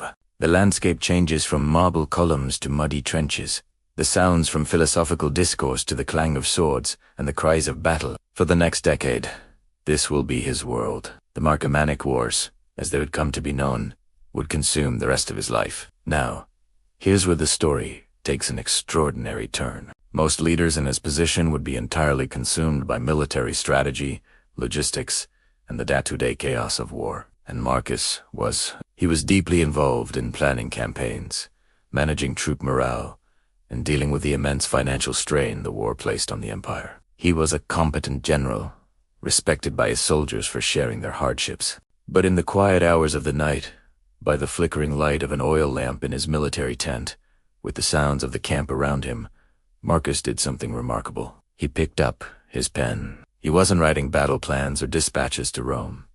He was writing to himself. He was continuing his personal philosophical journal, the very text we now know as the Meditations. This is simply astonishing. In the midst of unimaginable stress, surrounded by death and uncertainty, he sought refuge not in distraction, but in introspection. The meditations written during this period are not the musings of a sheltered academic. They are the raw, urgent reflections of a man grappling with life's biggest questions while facing its harshest realities. He writes about mortality, not as a theoretical concept, but as something he witnesses daily on the battlefield. Do not act as if you were going to live 10,000 years, he reminds himself. Death hangs over you. While you live, while it is in your power, be good. This advice takes on a profound weight when you realize it was likely written after a brutal day of fighting. He reflects on virtue. How can one remain just and temperate when surrounded by violence and desperation? He constantly reminds himself to act with a social spirit, to do what is right for the common good, even when it's difficult. His duty as emperor, his duty to protect Rome, was the ultimate expression of this social spirit. The war, in his eyes, was a grim necessity performed for the sake of the whole, and he contemplates fate. He couldn't control the invading tribes, the plague, or the betrayals he would face, but he could control his response. He writes, "The impediment to action advances action. What stands in the way becomes the way." The war itself, the greatest obstacle to his peaceful rule, became the path through which he had to practice his philosophy. It was the ultimate test of his Stoic beliefs. Think about the sheer mental fortitude this required. To command legions by day and to dissect his own soul by night. To face the chaos of the external world and then turn inward to cultivate a fortress of inner tranquility. This is what makes Marcus Aurelius so unique. He didn't just preach philosophy. He lived it under the most extreme pressure imaginable. The writings from his time at the front are filled with powerful imagery drawn from his surroundings.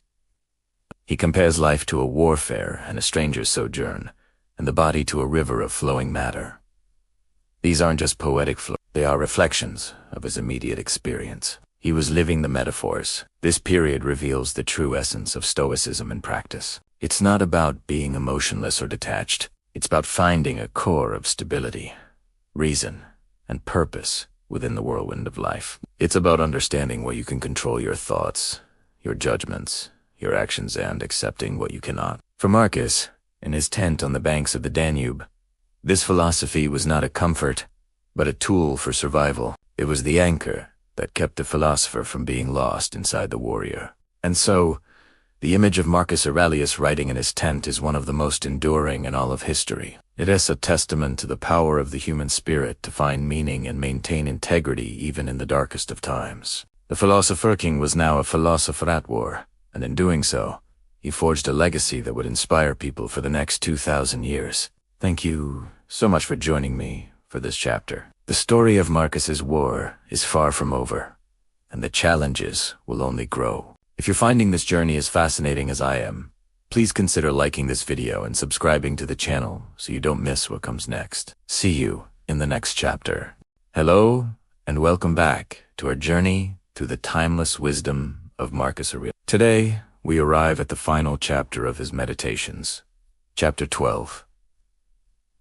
This isn't just an end, it's a culmination, a final, intimate reflection on a life lived in pursuit of virtue and tranquility. Imagine the emperor, perhaps late at night, the flicker of an oil lamp casting long shadows, as he writes, not for an audience, but for himself. These are his final thoughts, his whispered prayers to the universe. Chapter 12 brings together the core themes we've explored: the acceptance of our fate, the impermanence of all things, and the power we have over our own minds. It's a poignant reminder that life is fleeting and our time here is a gift. He urges himself, and by extension, us, to live with purpose and integrity, right here, right now. Let's delve into one of his opening reflections.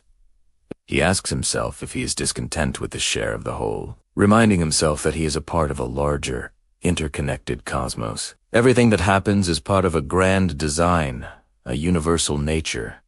To fight against it is to create our own suffering. To accept it is to find peace. He encourages a sense of humility, recognizing our small but significant place in the vastness of existence. We are not the center of the universe, but a thread in its magnificent tapestry. He writes, and I'll read this softly, as it feels intended. Either all things proceed from one intelligent source and arrange themselves in one body, or there are only atoms, and nothing more than a confused mixture and a dispersion. He leans towards the former, towards a universe with order and reason.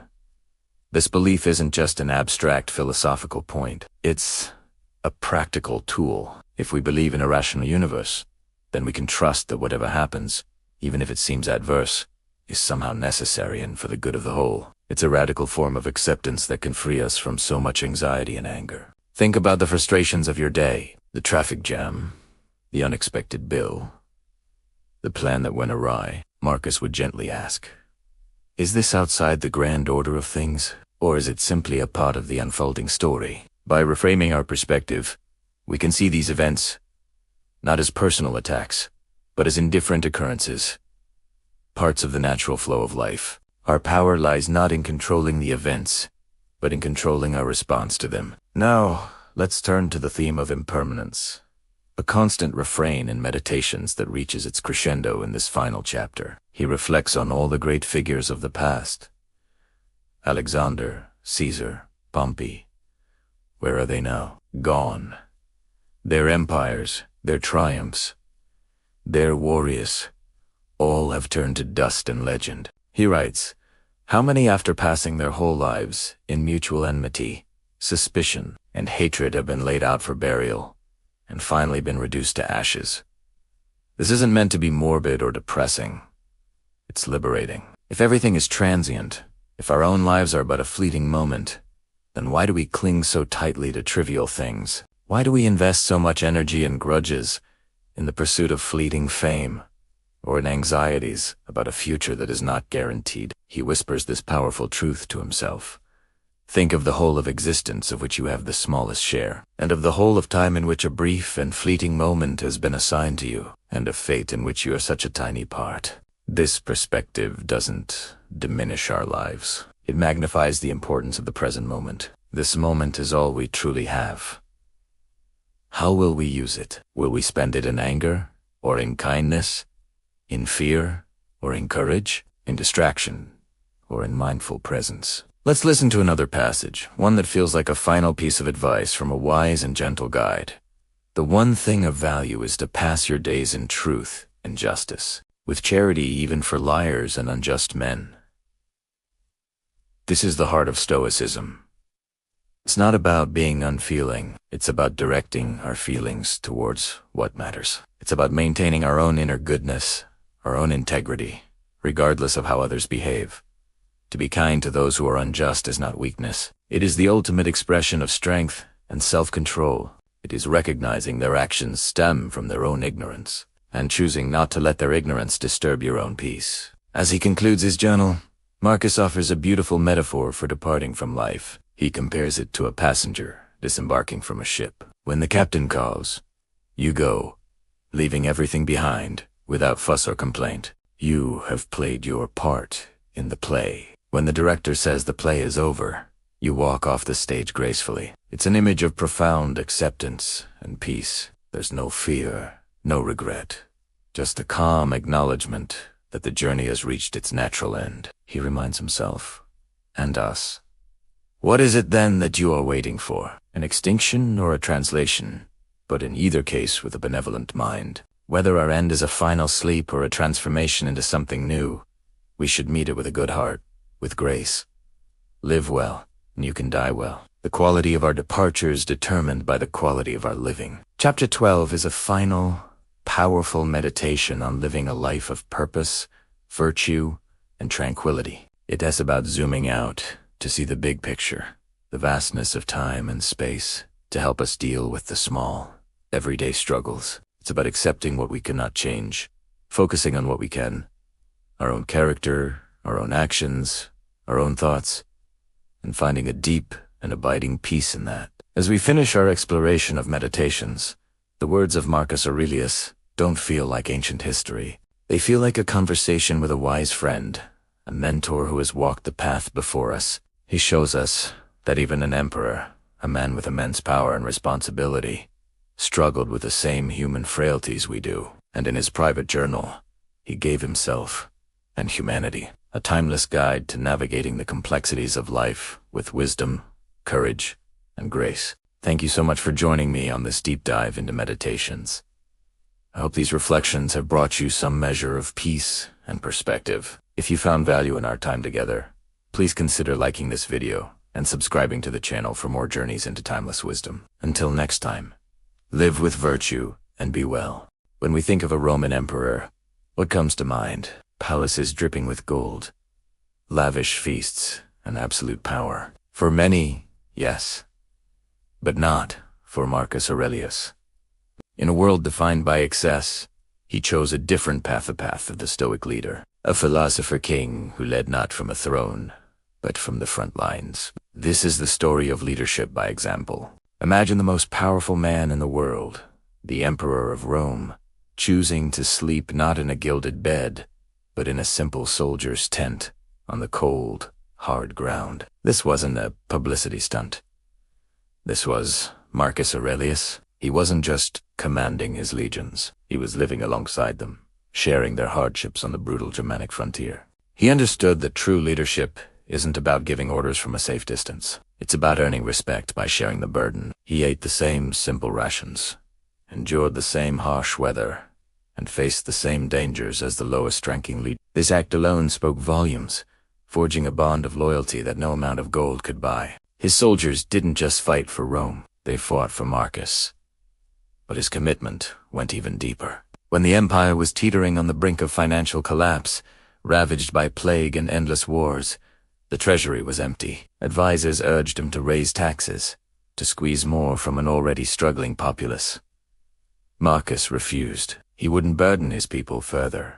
Instead, he looked inward, to his own palace. He gathered all the imperial treasures, jewels, golden goblets, priceless silks, even the empress's ceremonial robes, and held a public auction in the Forum of Trajan. For 2 long months, he sold off the symbols of imperial luxury to fund the army and provide for his people. Can you imagine the scene? The Emperor of Rome, selling his own possessions to save the state. This wasn't just a financial decision.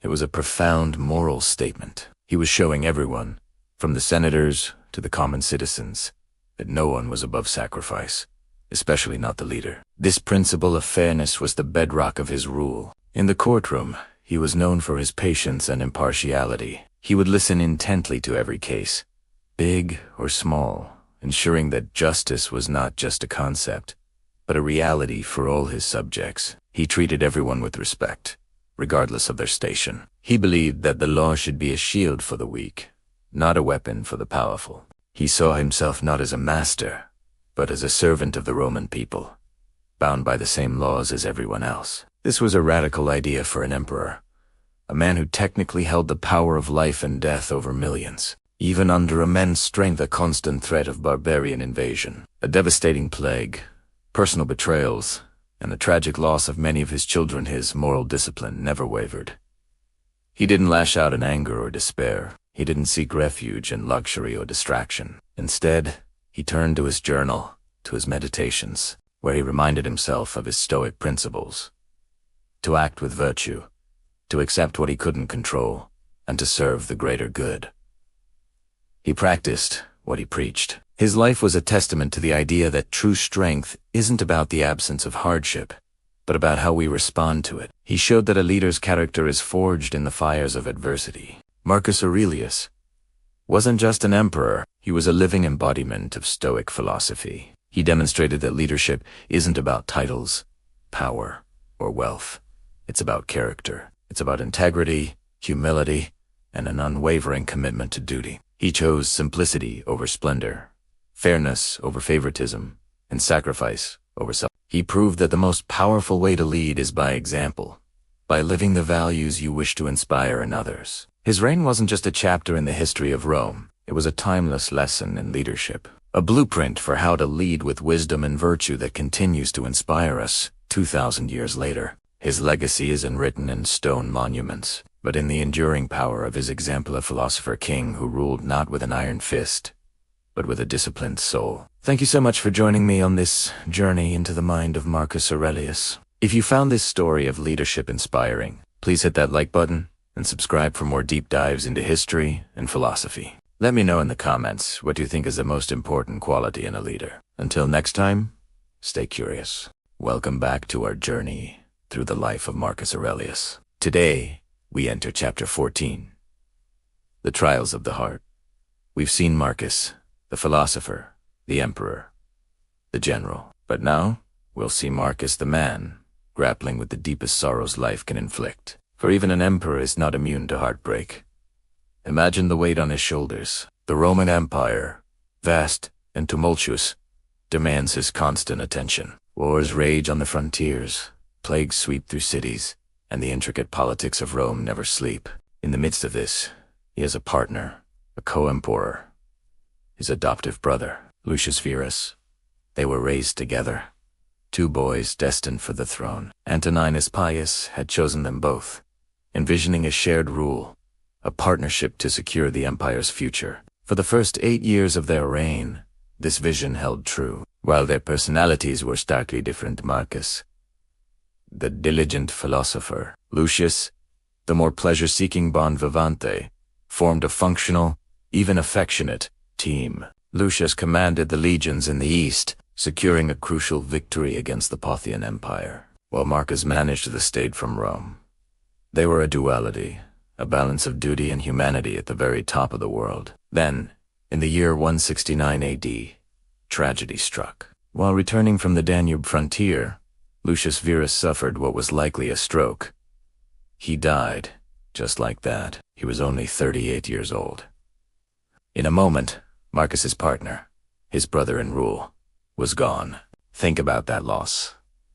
It wasn't just personal grief. It was a crisis of state. The entire burden of the empire, once shared, now fell squarely onto Marcus's shoulders alone. The wars in the north were intensifying, becoming the grueling Marcomannic Wars that would define much of his reign. He no longer had his co-emperor to share the strategy, the responsibility, the sheer psychological weight of it all. How did Marcus react? Did he collapse in despair? Did he curse the gods for this cruel twist of fate? No. He grieved. Of course. He was human. He ensured Lucius was given all the honors of a deceased emperor, deifying him as was tradition. But his public fly-scene response was one of unwavering duty. He absorbed the shock and immediately took on the full command of the military and the state. This is where his Stoic philosophy became more than just an intellectual exercise. It became a lifeline. The Stoics teach that we do not control external events like the sudden death of a loved one, but we do control our response to them. Marcus had practiced this his entire life, preparing for the inevitable blows of fortune. In his meditations, he reminds himself, it is not death that a man should fear, but he should fear never beginning to live. For Marcus, living meant fulfilling his duty to the Roman people. His personal sorrow could not be allowed to jeopardize the stability of the empire. He shouldered the double burden without complaint, leading the legions himself on the northern frontier, living 4 years in a military camp along the Danube. He didn't just endure. He stepped up, embodying the Stoic ideal of the virtuous leader who places the common good above personal suffering. His grief was real, but it was channeled into action, into service. The loss of Lucius Verus was the first great trial of his heart, a test that would have broken a lesser man. For Marcus, it was a moment to prove the strength of his character, to show the world that his philosophy was not just for quiet contemplation, but for weathering the fiercest storms of life, and the storms were far from over. A few years later, a second, perhaps even more devastating blow would fall. Marcus was married to Faustina the Younger for over 30 years. She was the daughter of the previous emperor Antonine Plague, and their marriage was a cornerstone of his reign. She was with him through everything, the political intrigues, to long wars, the burdens of the throne. She bore him at least 13 children, an astonishing number for the time, though many were lost in infancy or childhood, each one a private heartbreak. Faustina was his constant companion, traveling with him even to the harsh military camps on the frontier. The soldiers adored her, giving her the title Mater Castron, Mother of the Camps. She was the anchor in his tumultuous life, the human connection amidst the immense, isolating pressures of absolute power. In his Meditations Marcus thanks the gods for giving him a wife so obedient, so affectionate, and so simple. This isn't the faint praise it might sound like to modern ears. For a man like Marcus, simple meant unpretentious, genuine, and without guile, a rare and precious quality in the treacherous world of the Roman court. Theirs was a long and deep partnership. Then, in 175 AD, while traveling with Marcus in the East, Faustina died suddenly. She was likely in her mid-40s. The cause is unknown, but the effect on Marcus must have been shattering. His partner of 3 decades, the mother of his children, his steadfast companion through war and peace, was gone. Now, he was truly alone. His co-emperor was dead. His wife was dead. He was in his mid-50s, weary from years of war, surrounded by the constant threat of death and betrayal. This was the ultimate test of his Stoicism. What use are philosophical principles in the face of such profound, personal emptiness? Once again, Marcus's response was a masterclass in resilience. He mourned deeply. He wrote to the Senate, asking for honors for his late wife. He had her deified, established a charity for orphaned girls in her name, called the Poie Faustinae. The girls of Faustina and Devon founded a city named Faustinopolis, where she had died. These were not the actions of a cold, unfeeling philosopher, but of a grieving husband trying to create a lasting, positive legacy from his pain. He didn't allow his grief to consume him or derail his duty. The war wasn't over. The empire still needed its emperor. He processed his sorrow, honored her memory, and carried on. This is perhaps the most difficult aspect of Stoicism to grasp. It's not about suppressing emotion. It's about acknowledging it without being overwhelmed by it. It's about finding the strength to continue your purpose, even when your heart is broken. In his private writings, we get a glimpse of his struggle and his method. He would remind himself of the impermanence of all things. Alexander the Great and his mule driver both died, and the same thing happened to both. He applied this same logic to his own life, to his own losses. Lucius was gone. Faustina was gone. He, too, would one day be gone. This wasn't a morbid thought, but a clarifying one. It puts personal pain into a vast, cosmic perspective. What matters, he believed, is how you act in the time you have, your character, your virtue, your service to others. By honoring the memory of his loved ones through acts of public good and by continuing his tireless work for the empire, Marcus transformed his personal tragedies into a testament of strength. The trials of the heart are what define us. They can either shatter us or forge us into something stronger. For Marcus Aurelius, the deaths of Lucius Verus and Faustina were the fires that tested his soul. He emerged not unscathed, not unfeeling, but with a calm, enduring strength that continues to inspire us 2,000 years later. He showed that the true measure of a person is not the absence of suffering, but the grace and fortitude with which they bear it. Thank you so much for joining me on this deeply personal chapter of Marcus Aurelius's life. It's in these moments of vulnerability that we see the true man behind the marble statues. If you found this story meaningful, please like, subscribe, and hit the notification bell so you don't miss our next chapter. We'd love to have you with us as we continue to explore this incredible life. See you next time. Welcome back to our journey through history. Today, we venture to the restless frontiers of the empire, a world away from the marble halls and political intrigue of the capital. This is Chapter 15. The restless frontiers. Imagine a land defined not by its cities, but by its vast, untamed wilderness. For years, the legions have been stationed here, in the northern provinces. Their mission, to hold the line, to push back the encroaching tribes, and to secure the very edge of the civilized world. This isn't a single, glorious war, but a slow, grinding campaign that stretches on season after season, year after year. Life on the frontier has its own rhythm, dictated by the turning of the seasons and the ever-present threat of conflict. The days are long, filled with patrols, drills, and the hard labor of maintaining the great forts and walls that snag across the landscape. Men from every corner of the empire find themselves here, united by their duty and the shared experience of this harsh existence. They are the shield of the empire, a living barrier against the chaos that lies beyond. Think of the sounds: the crackle of 1,000 campfires piercing the twilight,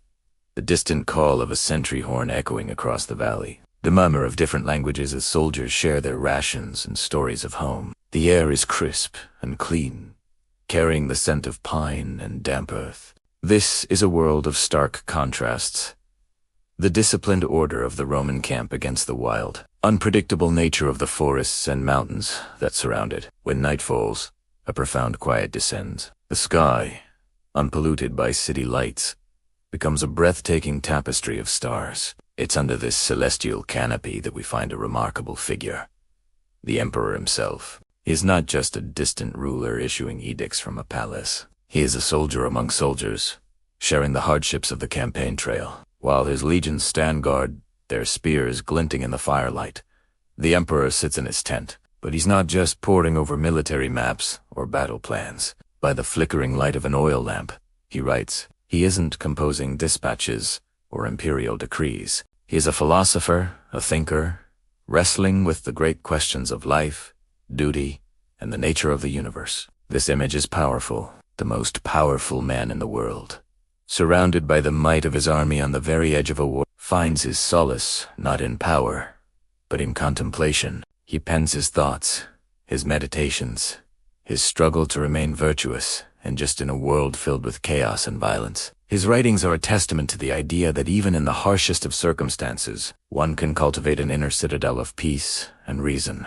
He writes about self-control, about accepting what you cannot change, and about serving the greater good. These aren't just abstract philosophical exercises. They are the practical tools he uses to lead, to endure the cold, the loneliness, and the immense pressure of his position. He understands that the true frontier is not just the river or the mountain range ahead, but the one within his own soul. His struggle is to remain a good man while commanding an empire and waging war. The soldiers who guard his tent might not know the depth of the thoughts being recorded just feet away, but they see his example. They see an emperor who does not demand a comfort he himself is unwilling to sacrifice. He eats the same simple food, sleeps on a similar cot, and faces the same dangers. This shared experience forges a bond of loyalty that no amount of gold could buy. His presence transforms the campaign from a mere military operation into something more, a defense of an idea, a civilization,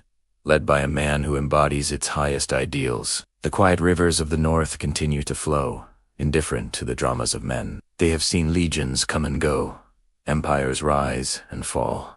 They are a constant reminder of the flow of time and the transient nature of human endeavors. The emperor, riding under the stars, is acutely aware of this. He knows that his life, his empire, is but a fleeting moment in the grand sweep of history. Yet, he doesn't despair. Instead, he finds purpose in his duty, in playing his part to the best of his ability, right here, right now. This period on the frontier shapes not only the emperor but the empire itself. The lessons learned in these cold, northern lands of endurance, discipline, and the importance of a guiding philosophy will ripple back to the heart of the empire. The man who returns from the wars is not the same one who left. He is weathered, hardened, but also enlightened by his time at the edge of the world. The restless frontiers are more than just a battle line.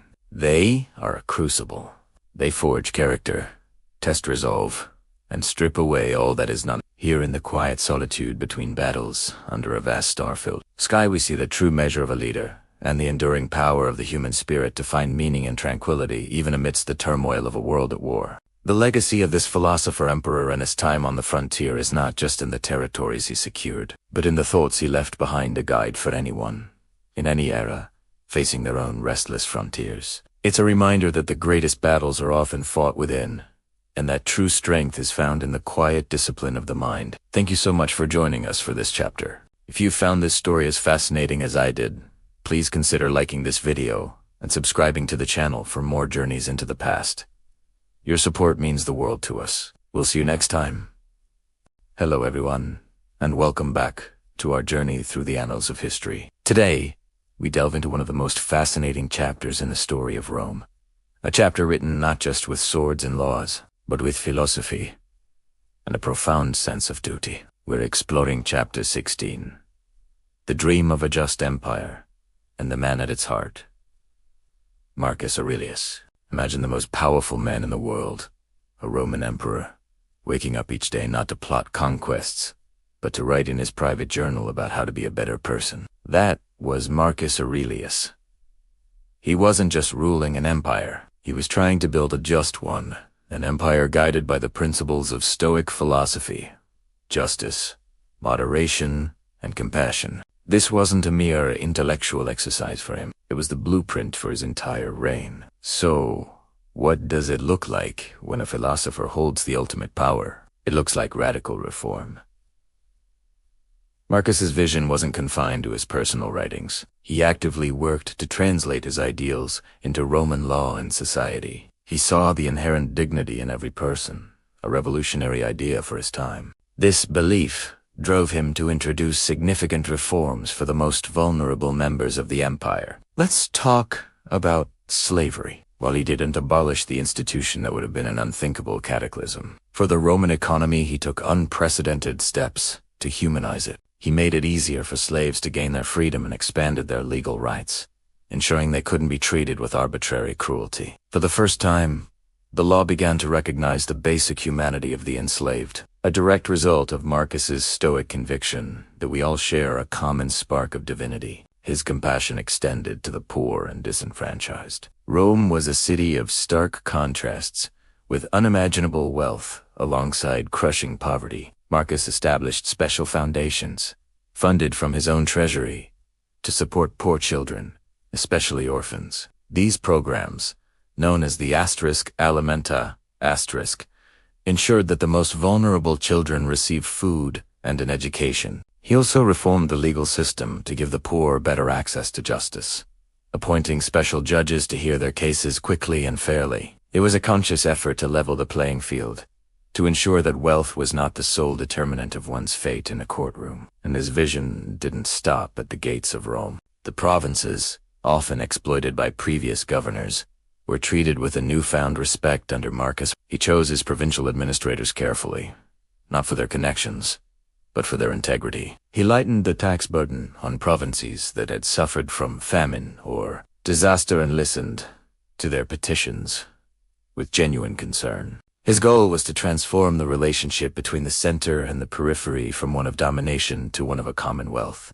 A community of communities all bound by a common law and a shared sense of Roman identity rooted in justice. The core of this dream was the ideal of a moral government. For Marcus, power was not a prize to be enjoyed, but a sacred trust, a responsibility to serve the people. He believed that a government's legitimacy came not from its military might, but from its moral virtue. This was Stoicism in action. He saw the state as a reflection of the individual soul. A just state, like a virtuous person, must be governed by reason, fairness, and a deep-seated concern for the welfare of others. He streamlined the bureaucracy, fought corruption, and even sold off imperial treasures to fund the state during times of crisis. Rather than simply raising taxes on an already burdened populace, his every action was weighed against his philosophical principles. Would this be just? Is this moderate? Does this serve the common good? These were the questions that guided his hand as he steered the massive ship of the Roman state. He wasn't just an emperor. He was the empire's conscience, But this dream of a just empire was fragile. It was a constant struggle against the harsh realities of his time.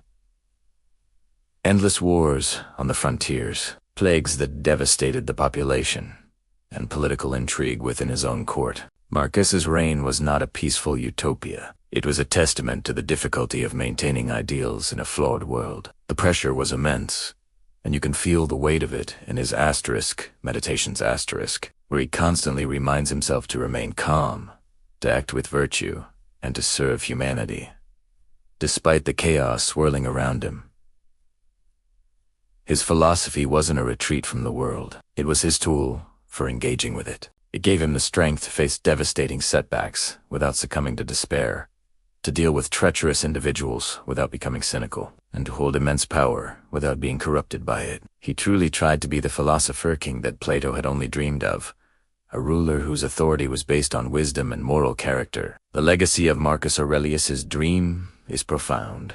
While the just empire he envisioned may not have fully materialized or survived long after him, his efforts created a new standard for what a ruler could and should be. He proved that power and compassion are not mutually exclusive, and that a government can be guided by a moral compass. His reforms laid the groundwork for later legal developments in Roman, by extension, Western law, particularly in the areas of family law and the rights of the in a world still wrestling with questions of justice, leadership, and the proper use of power. The story of Marcus Aurelius and his dream of a just empire remains incredibly relevant. He reminds us that the greatest battle any leader faces is the one within themselves, and that the true measure of a society is how it treats its most vulnerable members. His reign serves as a timeless and powerful example of the pursuit of a moral government, rooted in the enduring virtues of wisdom, justice, and compassion. Thank you so much for joining me on this exploration of one of history's most remarkable leaders. If you enjoyed this video and want to continue our journey through the past,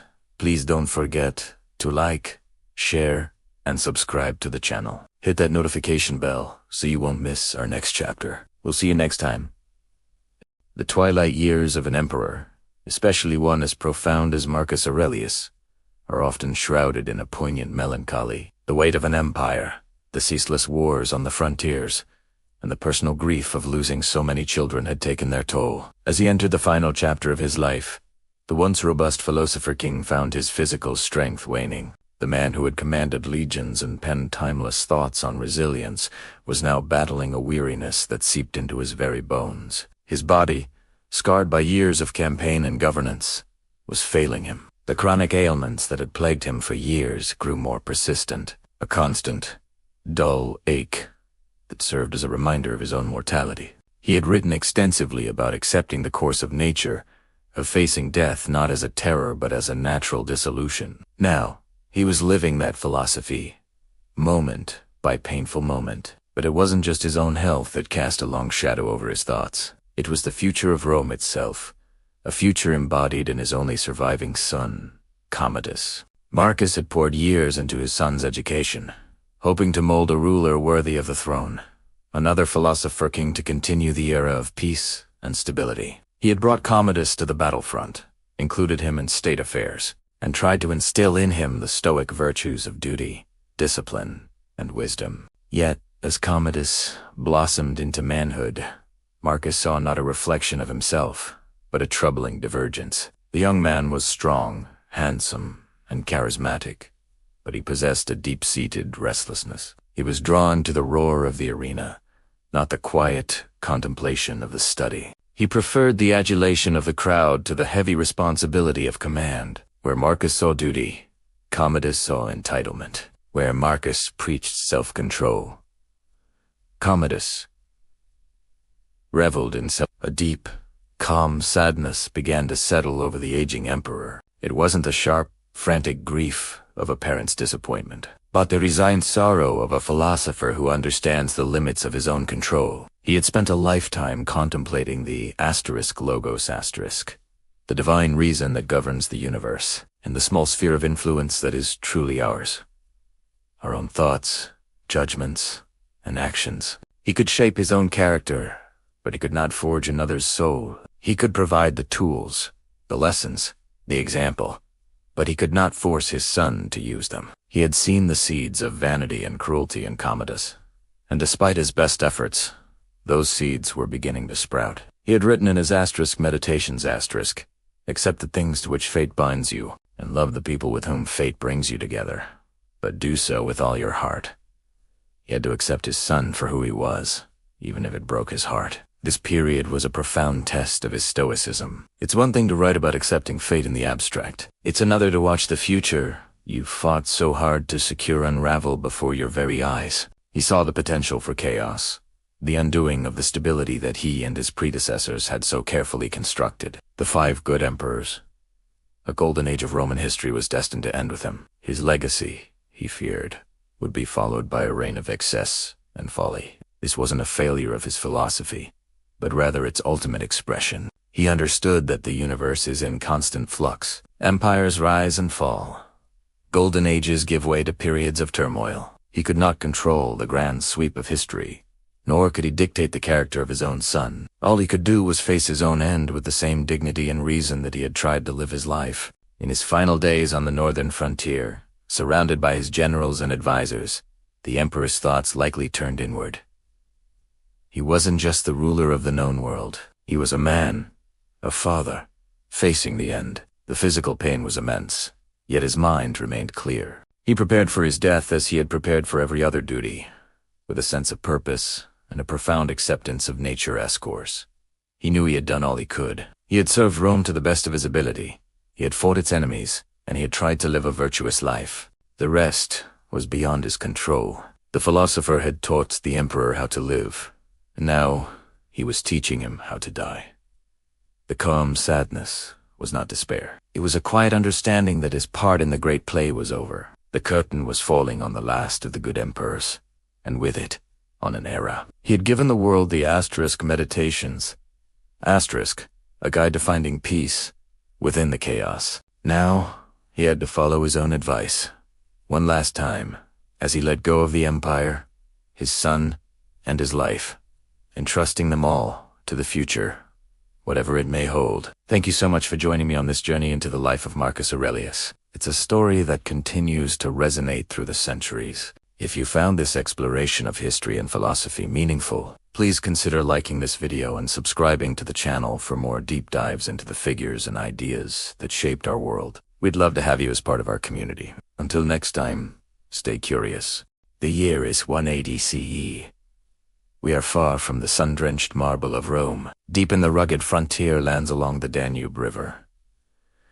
Here, in a stark military camp named Vindobonawat, we now know as another story of Rome's golden age is about to reach its final, somber chapter. Imagine the scene as simply tent lashed against the biting wind that sweeps across the plains. Inside, the air is heavy with the scent of oil lamps and the quiet tension of an impending loss. This is where we find Marcus Aurelius. Tell us of the 5 good emperors.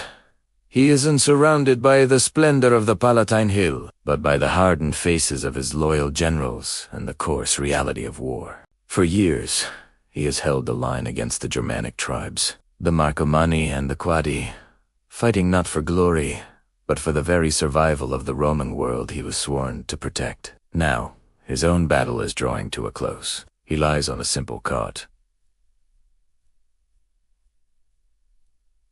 his body weakened by what historians believe was the Antonine Plague, a devastating pandemic that had ravaged the empire for over a decade. The face that once commanded legions and contemplated the universe in his private journal, the Meditations, is now pale and etched with fatigue. But his eyes, they still hold a flicker of the Stoic resolve that defined his life. He's not a gawking, demanding reverence, but a man facing his mortality with the same philosophical calm he applied to every other aspect of his existence. Think about the contrast. This man, the most powerful person in the known world, is dying in a military outpost, thousands of miles from the heart of his empire. There is no grand ceremony, no public spectacle. There is only the quiet dignity of a soldier at the end of his watch. His life was a testament to duty, a constant struggle between his love for philosophy and peace, and the harsh demands of leading an empire under siege. His final days were not spent in despair. Instead, they were a practical application of his lifelong philosophical practice. He summoned his friends and advisors, not to mourn, but to prepare for the future. He spoke of the state, of the continuation of the war, and most importantly, of his son and successor, Commodus. This was perhaps his greatest worry. He had spent his life guided by reason and virtue, and he now had to entrust the fate of Rome to a son who seemed to embody neither. In those final conversations, you can almost hear the weight of history in his voice. He reportedly urged his friends to guide Commodus, to be the mentors for his son that he would no longer be able to be. He cautioned them against the temptations of power and the flattery that surrounds a new emperor. It was a father's plea and a statesman's final act of service. He wasn't trying to cling to power. He was trying to ensure a smooth, stable transition for the good of the people he had served for so long. One poignant story tells of how he refused food and water in his last days, not out of despair, but as a conscious decision to hasten the inevitable. It was a final assertion of control, a stoic acceptance of fate. "Why do you weep for me?" he is said to have asked those around him, "and not rather think of the pestilence, and of the death which is the common lot of all." His death was to be his final lesson in philosophy. To face the end with courage, reason, and an understanding of the natural order of things. Imagine the moment. The flickering lamplight casts long shadows on the tent walls. The sounds of the camp outside, the clank of armor, the murmur of soldiers seem to fade into a respectful silence. Marcus Aurelius draws his last breath. In that quiet, profound moment, it wasn't just a man who died. An entire era drew to a close. De Pax Romana, the 2 centuries of relative peace and prosperity that began with Augustus, had found its final champion in Marcus. With his passing, the golden age of Rome effectively ended. The news would have spread through the camp like a cold fog, then across the empire on horseback, a message of profound loss. The philosopher was gone. The protector of the frontier was gone. The last of the emperors chosen for their merit and ability was gone. He had held the line, not just on the Danube, but against the internal decay and external pressures threatening to pull the empire apart. Now, that line was broken. His death at Vindobona is one of history's great turning points. It marked the end of the Antonine dynasty, a period when the empire was ruled by a succession of competent and dedicated leaders. It opened the door for the erratic and tyrannical reign of his son, Commodus, which would plunge Rome into a period of civil war, instability, and decline. The 3rd century crisis was just around the corner. When we look back at Marcus Aurelius, we see more than just an emperor. We see a symbol of an ideal, the ruler guided by wisdom and a deep sense of responsibility. His death in that lonely military tent wasn't a tragedy of circumstance, but the final, fitting scene in a life defined by duty over desire, by public service over personal comfort. It serves as a powerful reminder that even the greatest empires are fragile, and that their fate often rests on the character of their leaders. The story of Marcus Aurelius's final days isn't just about the end of a life. It's about the end of an ideal. It's a quiet, somber reflection on the immense burden of leadership and the inevitable passage of time. The golden age was over, and the long, slow twilight of Rome had begun. Thank you so much for joining me on this journey back to the banks of the Danube. If you found this story as moving as I do, please consider liking this video and subscribing to the channel for more explorations into the fascinating moments that shaped our world. We'll see you in the next chapter of history. Welcome back to our journey through the life and mind of Marcus Aurelius. Today, we've reached a truly special chapter, the legacy of wisdom. We've explored his life, his reign, and his deepest thoughts. But now, let's ask a question that echoes through nearly 2 millennia. How did this private journal, a collection of personal reflections, survive and become one of the most influential books in human history? It's a story that's almost as remarkable as the man himself. Marcus never intended for Meditations to be published. This was his personal dialogue, a series of notes written to himself to navigate the immense pressures of being the most powerful man on earth.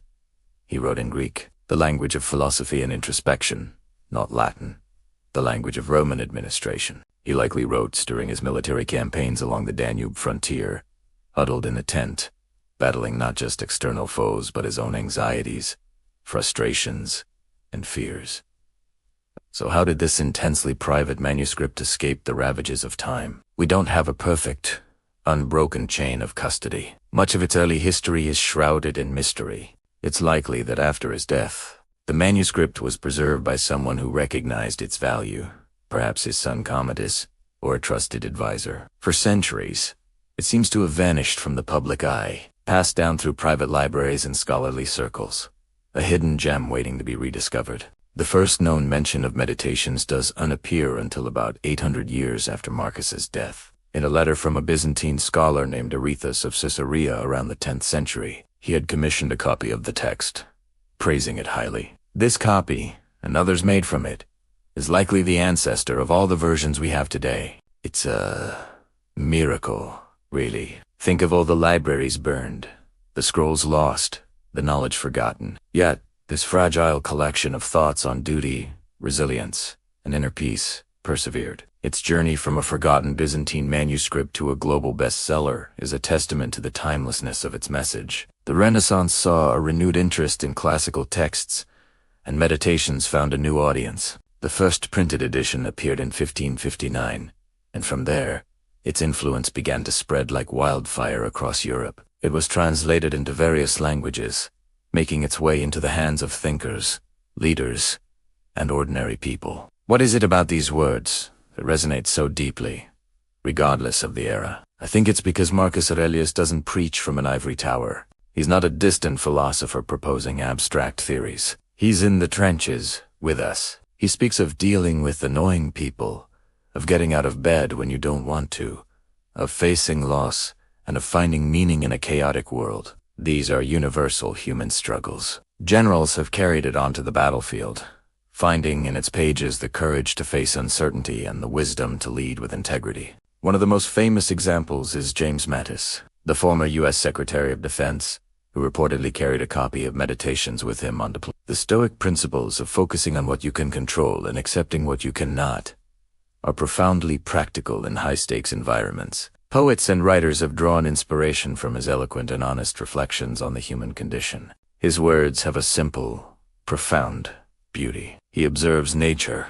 the fleetingness of life, the interconnectedness of all things, themes that have captivated artists for centuries. He reminds us that the soul becomes dyed with the color of its thoughts, a beautiful and powerful metaphor for the importance of our inner world. But perhaps its most powerful impact is on everyday readers like you and me. In a world that often feels turbulent and overwhelming, filled with noise, distraction, and anxiety, Marcus offers a lifeline. He provides a framework for building an inner citadel, a fortress of peace and resilience within ourselves that external events cannot breach. He teaches us to find tranquility not by changing the world, but by changing our perception of it. Think about the challenges we face today. The pressure of social media, political division, economic uncertainty, the constant demand for our attention. Marcus's advice to waste no more time arguing about what a good man should be. Be one cuts through all the noise. His reminder that you have power over your mind, not outside events. Realicities, and you will find strength, is more relevant now than ever before. Meditations isn't a self-help book in the modern sense. It doesn't offer quick fixes or empty promises. It's a workout for the soul. It demands practice, reflection, and a genuine commitment to living a more virtuous and examined life. It asks us to look inward, to take responsibility for our judgments, and to act with kindness and purpose. The survival of this book is a legacy in itself. It's a whisper from the past, a conversation with one of history's wisest and most compassionate leaders. It's a testament to the idea that wisdom is not bound by time or culture. The truths that Marcus Aurelius grappled with in his tent on the Roman frontier are the same truths we grappled with in our homes, our offices, and our communities today. His legacy is not in the monuments built in his name or the territories he governed. His true legacy is this small book, this collection of personal thoughts that has provided guidance, comfort, and strength to countless individuals across the ages. It's a legacy of wisdom, freely given, that continues to guide anyone seeking peace in a turbulent world. And by engaging with his words, we become part of that legacy, carrying the torch of reason, resilience, and compassion into the future. Thank you so much for joining me on this incredible exploration of meditations and the life of Marcus Aurelius. I hope this series has been as enriching for you to watch as it has been for me to create. If you've found value in these discussions, please consider liking this video and subscribing to the channel for For more deep dives into history as greatest minds, let me know in the comments what meditations means to you. Until next time, be well. Friends, we've arrived at the final chapter of our journey, a moment to reflect on the enduring legacy of a man who was both emperor and sage, Marcus Aurelius, the eternal Philosopher-King. For 19 chapters, we've walked alongside him through battles, political intrigue, personnel loss, and profound philosophical introspection. Now, we find ourselves at the culmination of his life, a life that has left an indelible mark on history and continues to inspire millions. Imagine the Roman Empire at its zenith, a sprawling dominion of immense power and complexity. At its very heart sat a man who, despite wielding absolute authority, sought not conquest for glory's sake, nor wealth for personal indulgence, but wisdom. His battlefield was not just against the Germanic tribes on the Danube frontier, but within the landscape of his own mind. Every decision, every action, was filtered through the lens of Stoic philosophy. He wasn't a philosopher who happened to be an emperor. He was a philosopher acting asterisk. As an emperor, this is the crucial distinction that defines his reign.